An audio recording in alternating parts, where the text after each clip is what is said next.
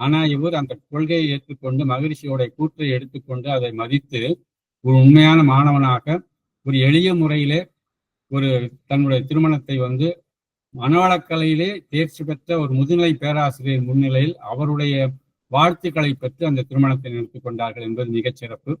இத்தகைய ஐயா அவர்களை இந்த மாலை நேர வகுப்பை நம்ம விஷன் ஒய்ஹெச்சி மாணவர்களுக்கான வகுப்பை 5 அளவு முறை பற்றிய இந்த தலைப்பிலை எடுத்து தருமாறு உங்கள் அனைவரின் சார்பாகவும் காம்ப்ளஸ் சார்பாகவும் கேட்டுக்கொள்கிறோம்.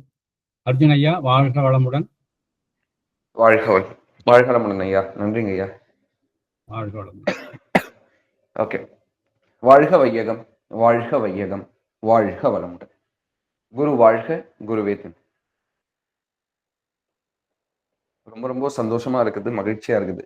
உங்க எல்லாரையுமே இணைய வழியாக விஷன் டிப்ளமா மற்றும் ஜெயின் யூனிவர்சிட்டி டிப்ளமா இரண்டையும் ஆன்மீக வளர்ச்சிக்காக ஒரு பட்டய படிப்பு படிக்க வந்திருக்கக்கூடிய உங்கள் அனைவரையும் மனமாற நீங்கள் அனைவரும் சிறந்த முறையிலே தேர்ச்சி பெறுவதற்காகவும் சிறந்த முறையிலே தத்துவங்களை உள்வாங்கி அந்த தத்துவமாக வாழ்வது மிக மிக அவசியமாக இருக்கிறது.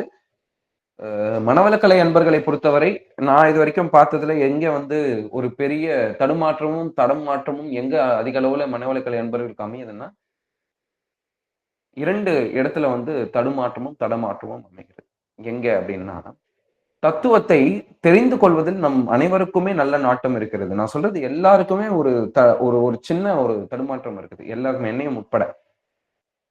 முதல் விஷயம் எங்கன்னு பாத்தீங்கன்னா, தத்துவங்களை நம்ம இன்ஃபர்மேஷன் பேசிஸ்ல உள்ள வாங்க ஆரம்பிக்கிறோம். நண்பர்களே, கல்வி என்பது 3 வகையில நடக்கிறது என்றது சுவாமிஜி அவர்கள் சொல்றாரு. குணமாற்றமாக இருக்கட்டும், அறிவின் வளர்ச்சியாக இருக்கட்டும், இது எல்லாமே 3 இடத்துல 3 பகுதிகளாக பிரிக்கப்படுகிறது. Information, confirmation, transformation. இன்ஃபர்மேஷன் என்பது நம்ம அனைவருக்கும் ஒரு புதிதான ஒரு அனுபவம் கிடைக்கிற பொழுதோ இல்ல ஒரு ஆசிரியருடைய அனுபவம் கிட்டும் பொழுதோ அந்த அனுபவத்தை ஒரு இன்ஃபர்மேஷனா உள்ள ப்ராசஸ் பண்றப்போ வாங்கி வச்சுக்கிறோம் நம்ம எல்லாத்தையும். இந்த இன்ஃபர்மேஷனை இரண்டாவதாக நம் வாழ்க்கையில் இதுதான் நடக்கிறது, இது மட்டும்தான் நடக்குது, இது கரெக்டா தான் இருக்குது அப்படின்ற ஒரு கன்ஃபர்மேஷனுக்கு வரணும். அதாவது பிராக்டிக்கலா அப்ளை பண்றது தத்துவத்தை. மூன்றாவதாக இந்த இன்ஃபர்மேஷனையும் கன்ஃபர்மேஷனையும் கொண்டு வாழ்விலே குணமாற்றங்கள், அறிவிலே வளர்ச்சி ஏற்படும் பொழுது அததான் டிரான்ஸ்ஃபர்மேஷன் சொல்லுவாங்க. இந்த டிரான்ஸ்ஃபர்மேஷன் தான் எதுக்கு வழிவகுக்குதுன்னா ரியலைசேஷனுக்கு வழிவகுக்குது, ஒரு பர்ஃபெக்ஷனுக்கு வழிவகுக்குது. பண்புகளை இன்ஃபர்மேஷன், கன்ஃபர்மேஷன், டிரான்ஸ்ஃபர்மேஷன், பர்ஃபெக்ஷன், இந்த 4 வகையில கல்வி நடைபெறுகிறது. இதுல எங்க நமக்கு தடுமாற்றம் பெரிதளவுல நடக்குது அப்படின்னு பாத்தீங்கன்னா, இன்ஃபர்மேஷன் லெவல்ல நின்றுடுறது தான். அதாவது ஒரு புதிதாக ஒரு 4-5 இன்ஃபர்மேஷன் நமக்கு கிடைக்குது, அது நம்ம சோர்ஸ் பண்றோம். சோர்ஸ் பண்ணிட்டு ஓகே இதுவாதான் இருக்கும், கன்ஃபர்மேஷன் லெவலுக்கு போகணும். ஆனா நம்மால் டிரான்ஸ்ஃபர்மேஷனுக்கு போறதுக்கு கொஞ்சம் சிரமப்படுறோம். ரெண்டாவது, இந்த டிரான்ஸ்ஃபர்மேஷன் இமிடியட்டாவும் வராது. ஏன்னா கருமையத்துல பதிவுகள் எந்த அளவுக்கு அழுத்தமாக இருக்கிறதோ அந்த அளவுக்கு தான் எவ்வளவு சீக்கிரம் அந்த டிரான்ஸ்ஃபர்மேஷன் நடக்கணும்ன்றது இருக்குது. அந்த வகையில இன்றைக்கு அப்படி ஒரு இன்ஃபர்மேஷன் அளவுல இருந்து கன்ஃபர்மேஷன் அளவுல இருந்து டிரான்ஸ்ஃபர்மேஷனுக்கு போறதுக்கான ஒரு வாய்ப்பு இருக்கக்கூடிய தலைப்பை தான் இன்னைக்கு நம்ம பார்க்க போறோம். அந்த டிரான்ஸ்ஃபர்மேஷனை நடத்துவதற்கு இந்த 5 அளவு முறை என்ற தலைப்பு மிக மிக உன்னதமாக இருக்கிறது. இந்த 5 அளவு முறை கிட்டுவதற்கு நிறைய பயிற்சி முறைகள் வேதாத்ரி மகரிஷி அவர்கள் வடிவமைத்தது உண்டு. ஆனால் அதுக்கு முதல்ல இந்த 5 அளவு முறை பத்தி ஒரு இன்டெப்தா நம்ம யோசிக்கணுமே. அதுக்குதான் இந்த அமர்வு நம்ம இன்னைக்கு பேச இருக்கிறோம். தீபாவளி திருநாளுக்கு ஒரு 2 நாளுக்கு அப்புறம் பேசிட்டு இருக்கிறோம். நம்ம வாழ்க வளமுடன். அன்பானவர்களே, இந்த தலைப்பு 5 அளவு முறை. இப்போ 5 அளவு முறை என்பது நம்ம எல்லாரும் எப்படி யோசிப்போம்னா, 5 என்பது உணவு, உழைப்பு, உறக்கம், உடல் உறவு, எண்ணம். உடல் உறவுன்னா வெறும் உடல் உறவு அல்ல, புலன் அனுபவங்களாக இருக்கட்டும், இல்ல உடல் உறவா இருக்கட்டும், இது எல்லாமே தான் செக்ஷுவல் அண்ட் சென்சுவல் கிராட்டிபிகேஷன். இந்த 5மே எடுத்துக்கொள்ளும் பொழுது முதல் 3 என்னென்னு பாத்தீங்கன்னா உணவு, உழைப்பு, உறக்கம். நண்பர்களே, இப்போ இந்த உணவு, உழைப்பு, உறக்கம் இந்த 3த்துலயுமே என்ன ஆயிடுது அப்படின்னு பாத்தீங்கன்னா பஞ்சபூதங்கள் அடங்கிடுது.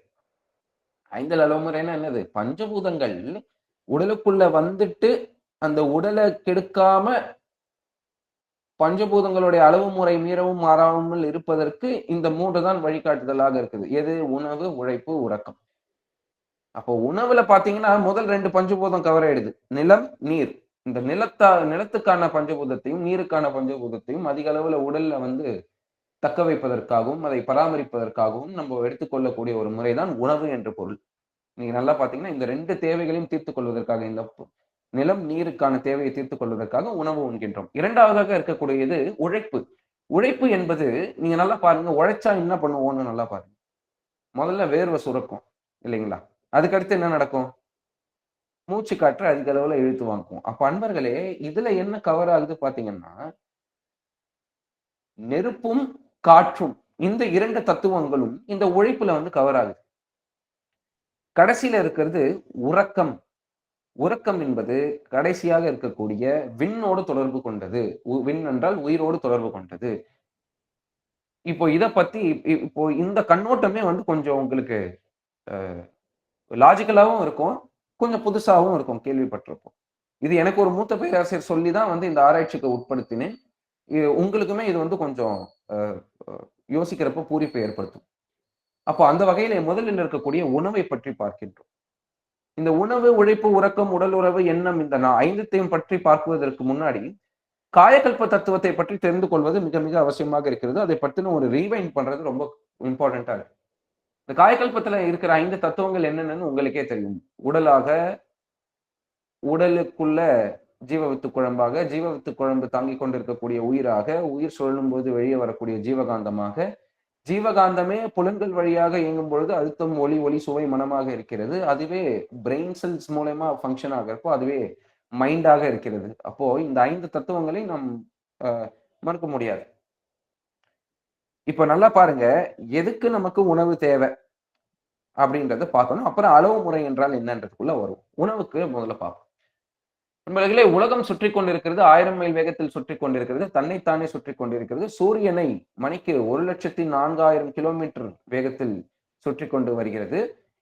23 டிகிரி சாய்வாக சுற்றி கொண்டு வருகிறது. இந்த சுற்றம் என்ன பண்ணுது அப்படின்னு பாத்தீங்கன்னா, இது சுத்த நம்ம உடலில் இருக்கக்கூடிய பணத்த அணுக்கள் எல்லாமே வந்து தரையை நோக்கி இழுக்கப்படுகிறது. அதாவது பூமியின் மையப்பகுதியை நோக்கி ஈர்க்கப்படுகிறோம் நாம் அனைவருமே.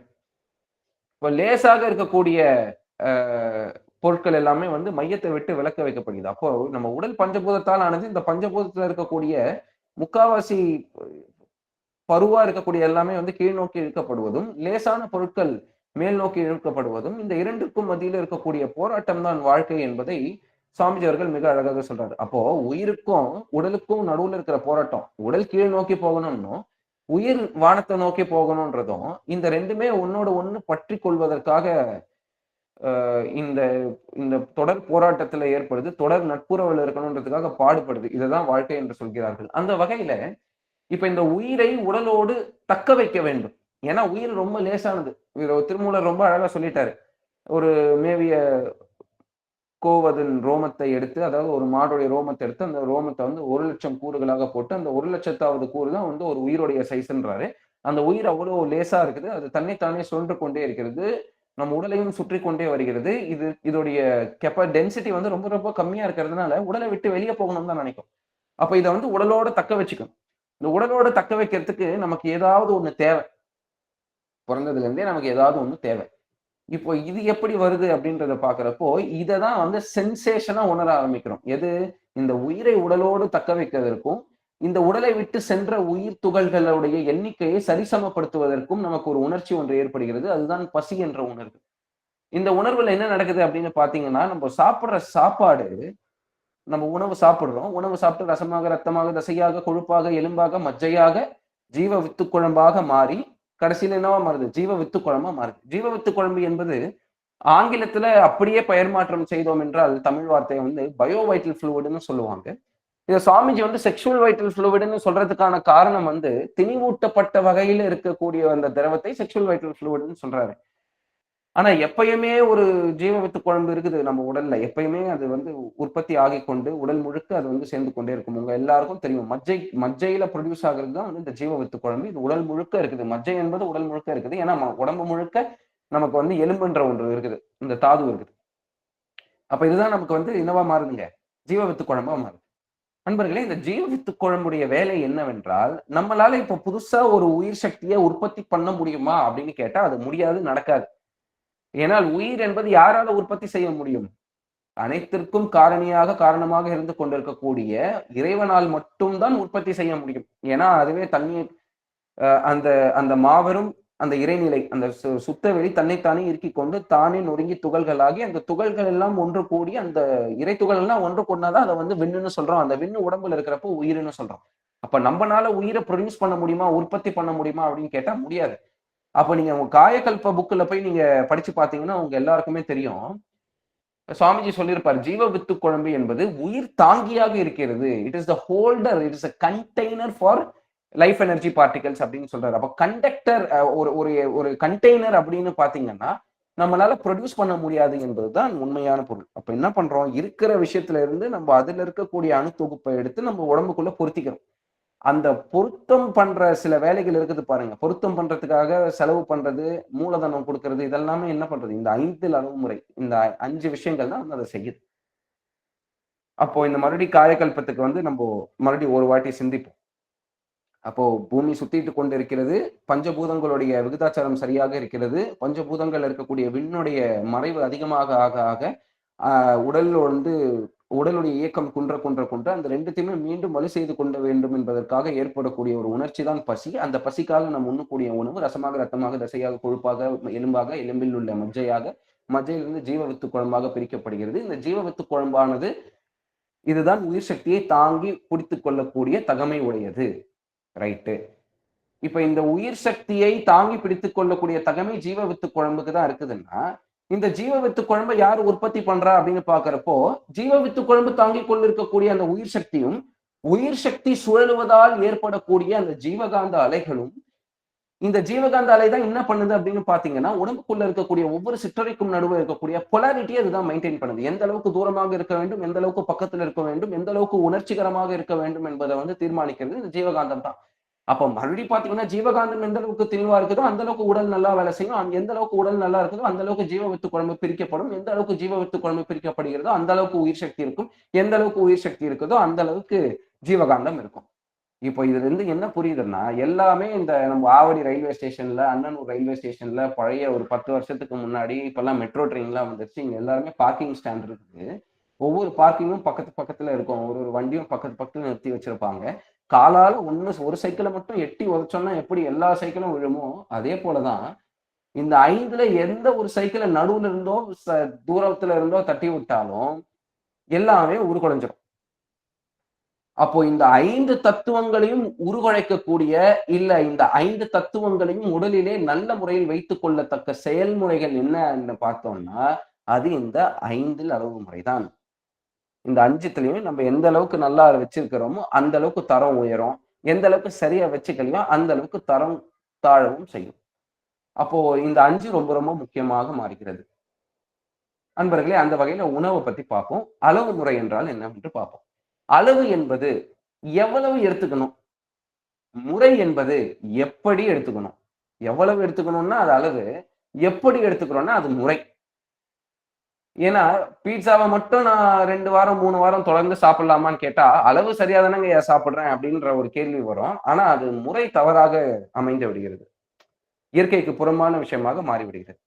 இப்போ உணவுன்னா என்னன்னு பார்ப்போம். இந்த பசி என்ற உணர்வை தீர்த்து கொள்ளக்காக வரக்கூடிய கிடைக்கக்கூடிய ஒரு பொருள், இயற்கையில வந்து இருக்கக்கூடிய ஒரு பொருட்களை நம்ம வந்து நமக்கு தெரிஞ்ச முறையில சமைக்கிறதோ, அதோடைய ரசாயன மாற்றங்களை ஏற்படுத்துவதற்கு நம்ம செய்யக்கூடிய ஒரு வேலை தான் வந்து குக்கிங்னு சொல்லுவாங்க. சமையல் என்று சொல்வார்கள். அந்த சமையலில் வந்து நம்ம 6 சுவைகளையும் சரியான விகிதாச்சாரத்தில் வைத்துக்கொண்டு உடலுக்கு சாப்பிடும் பொழுது அந்த உடல்ல இருக்கக்கூடிய ரசாயன மாற்றங்கள் நம்ம உடலை வந்து ஒரு ஃபங்க்ஷனிங் மோட்ல எப்பயுமே வச்சுக்கும். பண்பர்களே, உணவு எவ்வாறு உண்ண வேண்டும், எந்த வகையான உணவுகள் உண்ண வேண்டும் அப்படின்றத பத்தி பார்க்கலாம். ஏன்னா ஒரு ஆன்மீக சாதகன் தன் ஆன்மீக வாழ்க்கையில் முன்னேறுகிறான் என்பது எப்பொழுது புலப்பட தொடங்கும் என்றால், எப்போ இது தெரியும் அப்படின்னு பாத்தீங்கன்னா, உணவுல வந்து அந்த அளவு முறை கிட்டும் பொழுதுதான் தெரியும். அதாவது நம்மளா வாண்டடா உணவை வந்து விடுறது அப்படின்றது இல்லை. தன்னை போலேயே அந்த உணவு வந்து கொஞ்சம் கொஞ்சமா கம்மியாகும். அப்ப எந்த மாதிரி உணவுகள் எடுத்துக்கொள்ள வேண்டும் என்றால், சாத்வீகமான உணவுகள் எடுத்துக்கொள்ள வேண்டும். சாத்வீகம் என்பது ஒரு பொருளும் இல்லைங்க. எந்த அளவுக்கு சீக்கிரமா செரிமானம் ஆகுது, அந்த உணவுக்கான குணாதிசயங்கள் என்னென்னவோ அது அப்படியே நம்ம உடலுக்கு வந்து கடத்தப்படும். இப்போ உதாரணத்துக்கு ரொம்ப சாத்வீகமான உணவுகள் என்பது முக்காவாசி யோக சாஸ்திரங்களை பொறுத்தவரை என்னன்னா, இந்த வெஜிடேரியன் ஃபுட்டு தான். வெஜிடேரியன் ஃபுட்டுன்றது வந்து இப்போ நான்வெஜ் வந்து சாத்விகமா, ரஜசிகமா, தாமசிகமான்றதுக்குள்ள போக வேண்டாம். அது ஒரு வாஸ்ட் டாபிக்கு. அது சரியான புரிதல் இல்லை என்றால் அது கொஞ்சம் ஒரு தடுமாற்றம் ஏற்படும் சிந்தனையில. நம்ம வந்து என்னதான் வெஜிடேரியன் ஃபுட்டு சாத்விகமாக இருந்தாலும், அதையே ரொம்ப ஒரு 5 நாள், 6 நாள் வந்து சேர்த்து வச்சு, இத வந்து நம்ம 3வது நாள் சாப்பிட்டா தான் ரொம்ப நல்லா இருக்கும். இது நம்ம 5வது நாள் வந்து ஸ்டோர் பண்ணி சாப்பிட்டா தான் நல்லா இருக்கும்னு சாப்பிடுறதுமே நமக்கு வந்து உத்தமம் இல்லை. அப்ப சாத்விகமான உணவு என்பது எளிதிலே ஜீரணமாகக்கூடிய பொருளாக இருக்க வேண்டும். முக்கியமாக ஒரு 8 மணி நேரத்துக்குள்ள நம்ம அத சாப்பிட்டு முடிச்சிடணும். எந்த ஒரு ஃபுட்டையுமே வந்து நம்ம 3 ஹார்ஸ்க்கு மேல வெயிட் பண்ண வச்சு சாப்பிடுறது வந்து நமக்கு நல்லதில்ல. ஒரு குறைந்தபட்சம் 5 மணி நேரம். அதுக்குள்ள வந்து நம்ம அந்த உணவு செஞ்ச பிற்பாடு சாப்பிட்டு முடிச்சிடணும். அப்போ அந்த வகையில தான் அது ஒரு சாத்விகமாக உணவாக இருக்கக்கூடியும். நெக்ஸ்ட் ஓவர் ரோஸ்ட் பண்ணக்கூடாது. அதிகமாக வந்து ரோஸ்ட் பண்ணக்கூடாது. அதிகமா வந்து தீக்கக்கூடாது. அதாவது அதோடைய பக்குவத்திலேயே இருக்கணும். வேக வச்ச சாப்பாடு, வேக வச்சது தான் வந்து முக்காவாசி நல்ல சாத்விகமான உணவுன்னு சொல்லலாம். ஏன்னு சொல்ல போனா, இது எல்லாமே நம்ம உட்கொள்ளும் பொழுது இது எளிய முறையில வந்து ஜீரணமாகி விடுகிறது. எளிய முறையில ஜீரணமாகிடுச்சுன்னாவே உடலுக்கு சக்தி சீக்கிரமாக பிரித்து கொடுக்கப்படும். அந்த தங்காது, உடலிலேயே ரொம்ப நேரம் தங்காது. அந்த மாதிரியான உணவு இப்போ வள்ளலார் எடுத்துக்கிட்டீங்கன்னா, வள்ளலார் எந்த உணவை வந்து பெரிதளவுல வந்து இப்ப பரிந்துரைக்கிறார் என்றால், அது என்ன சிறுபருப்பு போட்ட உணவுகளை தான் வந்து பெரிதளவுல நமக்கு வந்து பரிந்துரைக்கிறார். ஏன் சிறுபருப்புன்னா, சிறுபருப்பு சீக்கிரம் கெட்டு போயிடும். அதாவது நீங்க சாப்பிட்டு முடிச்ச கொஞ்ச நேரத்திலேயே வந்து செரிமானம் வந்து ரொம்ப சீக்கிரமா ஆயிடும். அதனால அதை வந்து ஒரு நல்ல உணவாக குறிப்பிடுகிறார் நம்மளுடைய வள்ளலார் ஐயா அவர்கள். அப்ப அதே போல எதுக்கு இதை சொல்றேன்னா, உணவு என்பது சீக்கிரமாக செரிமானமானது சாத்வீக உணவு என்று கூறப்படும். அப்போ நான்வெஜ் எல்லாம் வந்து சாப்பிடலாமா கூடாதா அப்படின்னு பாத்தீங்கன்னா, இது பெரிதளவுல எல்லாருக்குமே இந்த கேள்விகள் இருக்கும். நிறைய பேர் கேட்பாங்க, ஐயா வந்து நான் எல்லாரையுமே வந்து நான்வெஜ் விடணும்னு சொல்றேன். அந்த நான்வெஜ்ஜை வந்து எப்படிங்க ஐயா சொல்றது? யாருமே நம்ம பேச்சை வந்து கேட்க மாட்டேங்கிறாங்க அப்படின்னு சொல்றப்போ, நம்ம யார் சொல்லியும் நம்ம யாராலையும் திருத்த முடியாது. யாராலையும் நம்மளையும் திருத்த முடியாது. நம்மளாலையும் யாரையும் திருத்த முடியாது. நம்ம மட்டும்தான் திருத்திக்க முடியும். அந்த வகையில இந்த நான்வெஜ் அப்படின்றது வந்து என்னன்னா, நம்மளுடைய உடலை பொறுத்த வரைக்கும் இதை ஜீரணிக்கிறதுக்கு வந்து ரொம்ப ரொம்ப கால நேரம் ஆகும். இப்போ சுவாமிஜியே வந்து ஒரு ஆடியோல வந்து சொல்லியிருப்பாரு. என்ன சொல்லியிருப்பாருன்னா, இந்த நான்வெஜ் எடுத்துக்கக்கூடிய அன்பர்கள் எல்லாமே வந்து ஆன்மீக நாட்டம் வந்து ரொம்ப அதிக அளவுல இருக்குமான்னு கேட்டா கொஞ்சம் குறைவுபடும் அப்படின்னு வந்து சொல்லுவாரு. 2வது, அதாவது அந்த செரிமானம் ப்ராசஸ தடுக்குது இல்லையா? அந்த எந்த உயிரினத்தை கொன்று சாப்பிடுகிறோமோ அந்த உயிரினத்துடைய தன்மைகளும் வந்து நமக்கு அந்த ரசாயன மாற்றங்கள் வந்து ஏற்படுறதுனால நமக்கு உடல் வந்து சீக்கிரமா கெட்டு போவதற்கான வாய்ப்புகள் இருக்குன்றது வந்து சொல்றாரு. சில பேர் அதை தாண்டியும் ரொம்ப ஆரோக்கியமாக வாழ்கிறார்கள் என்றால் அவர்களுக்கு வந்து ஜெனட்டிக்கலாவே எங்கேயோ ஒரு ஸ்ட்ரென்த் வந்து இருக்குதுன்றதுதான் சொல்ல முடியும். இதை வந்து இப்ப திருவள்ளுவர் அவர்களுமே வந்து புலால் மறுத்தானே எல்லா உயிர்களும் கைகூப்பி தொழும் அப்படின்றத வந்து சொல்லியிருக்கிறாரு. அன்பர்களே, அப்படி இந்த நான்வெஜ்ஜை பத்தி தான் வந்து இப்போ ஒரு 5 நிமிஷம் நம்ம இதை பத்தி சிந்திக்கலாம். ரைட். எதை வந்து சாப்பிடலாம் அப்படின்றது சொல்றாருன்னா, எப்படி சாப்பிடணும் அப்படின்றது சொல்றாருன்னா, அளவு என்பது முதல்ல சொல்லிடுறேன்.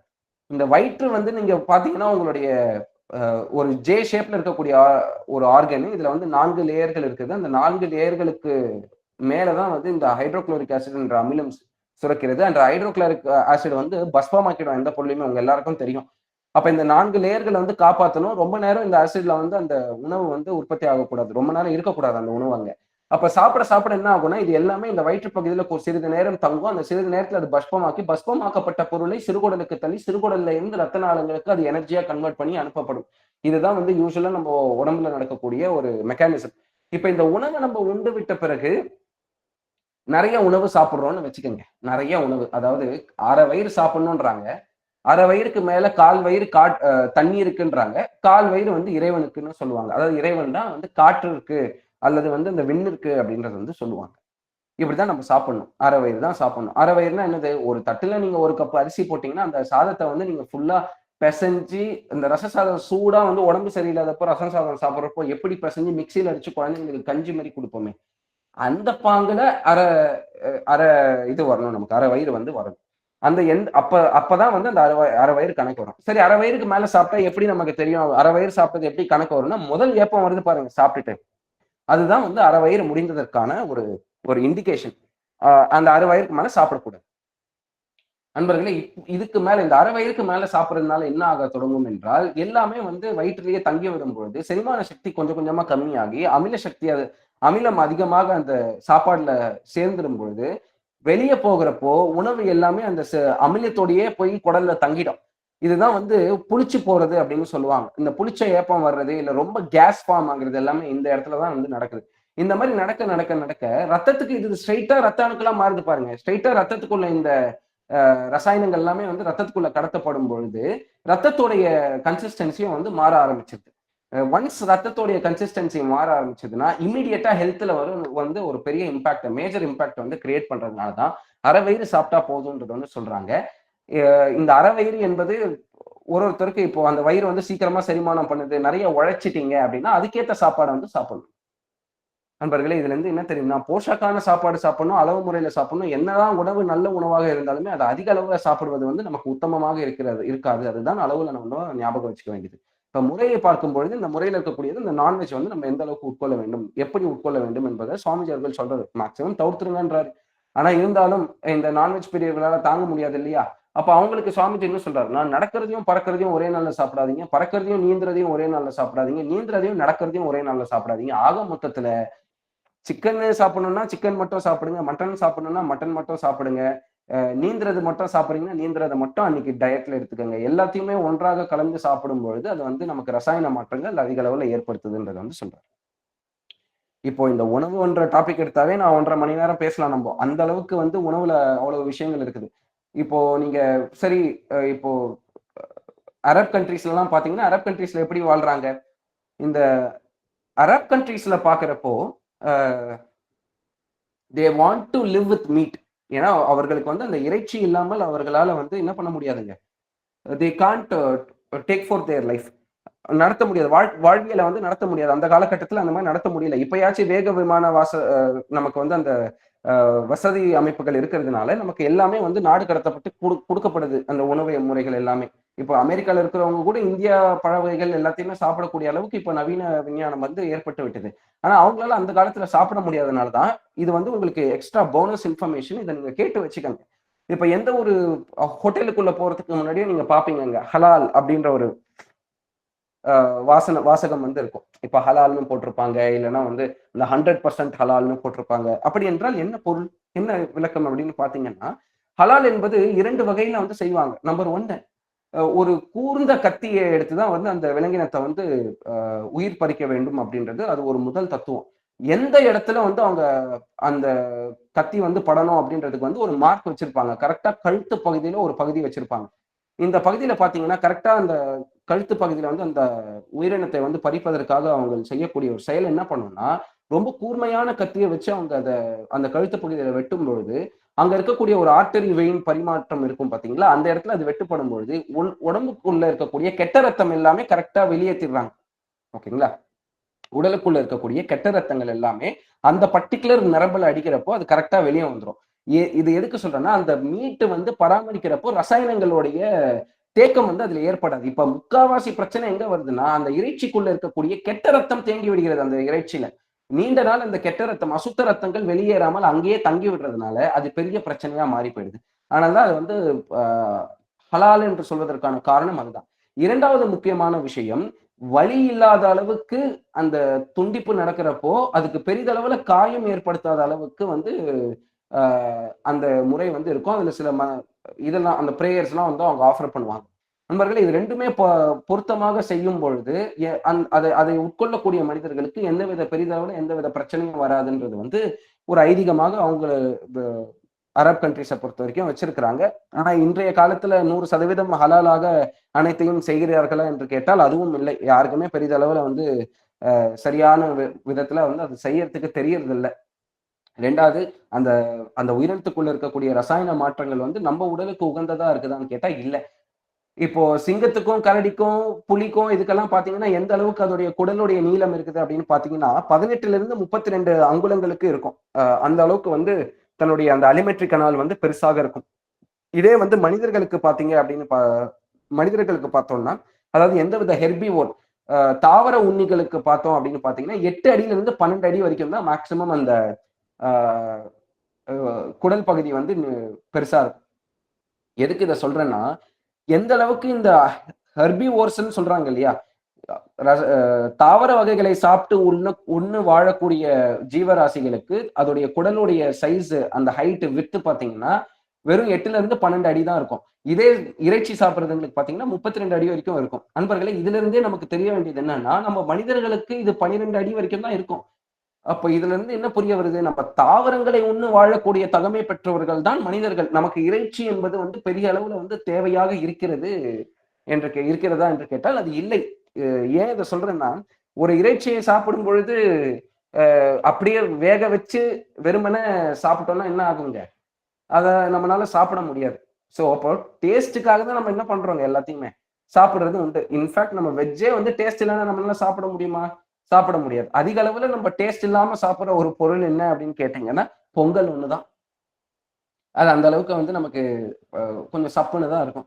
நண்பர்களே, இது எதுக்கு சொல்றேன்னா, உடல் சீக்கிரமா எல்லாத்தையுமே செரிமானம் பண்ணக்கூடிய உணவுகளை நாம் சாப்பிட வேண்டும். அந்த உண்ணக்கூடிய உணவு உழைப்புக்கு ஏத்த மாதிரியான உணவாக இருக்க வேண்டும். உறக்கம் எவ்வளவு நேரம் செய்திருக்கிறோமோ அதுக்கேத்த உணவாக இருக்க வேண்டும். உடல் உறவு காலங்களிலும் இருக்கட்டும், இல்ல வந்து புலன் வயப்படும் காலங்கள்ல இருக்கட்டும், இல்ல எண்ணத்தளவை பார்த்துதான் நம்ம வந்து அந்த உணவை எடுத்துக்கொள்வது ரொம்ப இன்றியமையாத ஒன்றாக இருக்கிறது. அந்த டிசிப்ளின் வந்து முதல் அளவுல ஆன்மீக சாதகருக்கு வந்தே ஆக வேண்டும். அப்ப எந்த அளவுக்கு ஒரு மனுஷன் சாப்பிடலான்னு சாப்பிட்டு கேட்டா, சுவாமிஜி அவர்கள் மிக அழகாக ஒரு கவிதை எழுதுகிறார் ஞான களஞ்சியத்துல. எப்படி ஒரு இது இருக்கணும் நமக்கு, காலையில சாப்பாடு கஞ்சி இருக்கணும்ன்றாரு.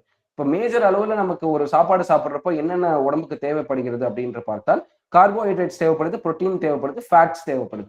இந்த கார்போஹைட்ரேட்ஸ் என்பது மாவுச்சத்து. மாவுச்சத்துக்கு கஞ்சியில பாத்தீங்கன்னா நம்ம அரிசி வகைகளை நொய்யாக சேர்ப்பது வந்து கார்போஹைட்ரேட்ஸ்க்கு காரணமாக இருக்குது.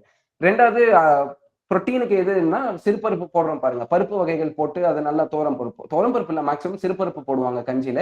அது வந்து உங்களுக்கு புரோட்டீனாக கன்வெர்ட் ஆகுது. கடைசியில வந்து நம்ம எண்ணெய் ஊற்றுவதோ அல்லது வந்து தேங்காயை துருவி போடுவதோ அந்த கஞ்சியில, இது வந்து நமக்கு ஃபேட்டாக இருக்கிறது, ரொம்ப ஹெல்தி ஃபேட்டா இருக்கும். இது 3 ரொம்ப முக்கியம். அடுத்து மினரல்ஸ், விட்டமினுக்கு சுவாமிஜி என்ன சொல்றாருன்னா, காலையில துவையலோட சேர்த்து இந்த கஞ்சியை சாப்பிட்டீங்கன்னா ரொம்ப ரொம்ப நல்லது. செரிமான சக்தி வந்து இயல்பாகவே காலையில ரொம்ப மத்தியானம் அளவுக்கு இருக்காதுன்றதுனால எந்த முடிஞ்ச அளவுக்கு லிக்விடான ஃபுட்டை வந்து சாப்பிடுறது பெஸ்ட்ன்றதுனால காலையில ஒரு 8 மணி 8:30 மணி வாக்குல வந்து நம்ம அந்த கஞ்சியை வச்சு சாப்பிடுறது நல்லதுன்னு ஞான களஞ்சிய புக்ல எழுதிருக்காரு. சரி, மத்தியானம் என்ன சாப்பிடலான்னு பார்த்தா கூட்டு, காய், பொரியல் வகையோடு கொஞ்சம் சாதம் எடுத்துக்கிறது ரொம்ப ரொம்ப நல்லதுன்னு சொல்றாரு. உங்க எல்லாருக்குமே அந்த உணவு வகையில இருக்கக்கூடிய லைன் அப் தெரியும். முதல்ல எப்படி ஆரம்பிக்குவீங்க? ஃபர்ஸ்ட் பலகாரம். அதாவது பழம் கூட்டல் ஆகாரம் தான் பலகாரம்னு சொல்லுவாங்க. அந்த பலகாரம் என்பதை தப்பா புரிஞ்சுக்கிட்டு என்ன பண்ணிட்டாங்க, எல்லா ஸ்வீட்டு எதெல்லாம் செய்யறாங்களோ அதெல்லாம் வந்து வைக்க ஆரம்பிச்சிட்டாங்க. ஆக்சுவலா முதல்ல நம்ம சாப்பிட வேண்டியது கொஞ்சமா பழ ஆகாரம் சாப்பிட்டுட்டு, ஒரு ஸ்வீட் சாப்பிட்டுட்டு, அதுக்கப்புறம் நம்ம என்ன பண்றோங்க, முதல்ல சாம்பார், புரோட்டீனுக்கு சாம்பார் அடிக்கிறோம். அதுக்கப்புறம் என்ன பண்றாங்க, கொஞ்சம் டைஜஷனை வந்து ஸ்டிமுலேட் பண்றதுக்கு இந்த அறுசுவையையும் கொடுக்கறதுக்கு கொஞ்சம் புளி குழம்போ இல்ல வந்து வத்த குழம்போ போட்டு சாப்பிடுறது. அதுக்கப்புறம் என்ன சாப்பிடுறோம், செரிமானத்துக்கு ரசம் சாப்பிடுறோம். அதுக்கப்புறம் உடலுடைய சூட்டை தணிக்கிறதுக்கு மோரை சாப்பிடுறோம். இப்ப இந்த மோரை என்ன சொல்லுவாங்க, நெய்யை உருக்கு மோரை தயிரை பெருக்குன்னு சொல்லுவாங்க. அதாவது நெய்யை உருக்கிதான் சாப்பிடணும், மோரை வந்து பெருக்கி தான் சாப்பிடணும். எந்த அளவுக்கு தண்ணீராக மோர் இருக்கிறதோ அந்த அளவுக்கு நல்லது. இந்த மாதிரி சாப்பிட்டு முடிச்ச உடனே பக்கத்துலயே ப்ரோபயோட்டிக்கு ஊறுகாய் எடுத்து தொட்டு சாப்பிடுறது வந்து எல்லாமே இப்ப கூட்டு காய்கறி வகைகள்லாம் வந்து நமக்கு விட்டமின்ஸ், மினரல்ஸ் போன்ற எல்லா அத்தியாவசிய பொருளையுமே கொடுக்குது நம்ம உடம்புக்கு தேவையானது. நண்பர்களே, இப்படிதான் நம்மளுடைய மதிய வேலை உணவும் இருக்க வேண்டும். இதுவும் அறவயிறு தான் சாப்பிடணுன்றது வந்து வேதாத்திரி மகரிஷி சொல்றாரு. கடைசியில இருக்கக்கூடியது நைட்டு தூங்குறதுக்கு முன்னாடி ஒரு 2 அல்லது 3 சப்பாத்தி சாப்பிட்டுட்டு அதுக்கப்புறம் ஒரு டம்ளர் பசும்பால் சாப்பிட்டுட்டு இரவு உறக்கத்திற்கு செல்வது மிக மிக நன்மை அப்படின்னு சொல்றாரு. ஒரு 2 மணி நேரம் 3 மணி நேரம் கேப்ல. ஏன்னா சாப்பிட்ட உடனே தூங்கிடக்கூடாது. தூங்குனா நமக்கு வந்து ஒண்ணு தூக்கம் ஒழுங்கா வராது. அப்படியே தூக்கம் வந்தாலும் மயக்கமான தூக்கமா தான் இருக்குமே தவிர நல்ல முழுமையான தூக்கம் வந்து வராது. நம்ம இவ்வளவு அட்டவணை போட்டு ஃபாலோ பண்ணணும் உடம்பு நல்லா வச்சுக்கிறதுக்கு. ஆனா இப்ப இருக்கிற உணவும் சரியில்லை, உணவு கலாச்சாரமும் சரியில்லை, நம்ம வாழ்கின்ற வாழ்க்கை முறையும் முடிஞ்ச அளவுக்கு நல்ல முறையில வாழணும்னு நினைக்கிறோம். ஆனா அதுவுமே சரியில்லை. அப்ப இது எல்லாமே நமக்கு மோசமாக இருந்த போதும் சரியாக நடத்தி கொள்ள வேண்டும் என்றால் அதற்கு ஒரு பயிற்சி தான் காயக்கல்ப பயிற்சி. வேதாத்ரி மகிழ்ச்சி ரொம்ப சிம்பிளா சொல்லிட்டாரு. காயக்கல்ப பயிற்சி யார் தொடர்ந்து செய்து வருகிறார்களோ அவர்களுக்கு இந்த 5 அளவு முறை எளிதாக கிட்டிவிடும்.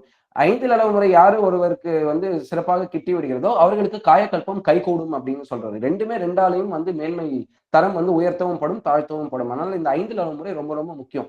இன்னொரு முக்கியமான விஷயம், நம்ம அதிகமா தவம் செய்ய காயக்கல்பம் செய்ய நமக்கு எனர்ஜி பெருகும். இதை விட முக்கியமான விஷயம் ஜீவ காந்த பெருக்க பயிற்சி, இந்த கண்ணாடி பயிற்சி இதெல்லாம் உங்களுக்கு சொல்லி தருவாங்க. ஆல்ரெடி பண்ணவங்களுக்கு ஆசிரியர் பெருமக்களுக்கு தெரியும்.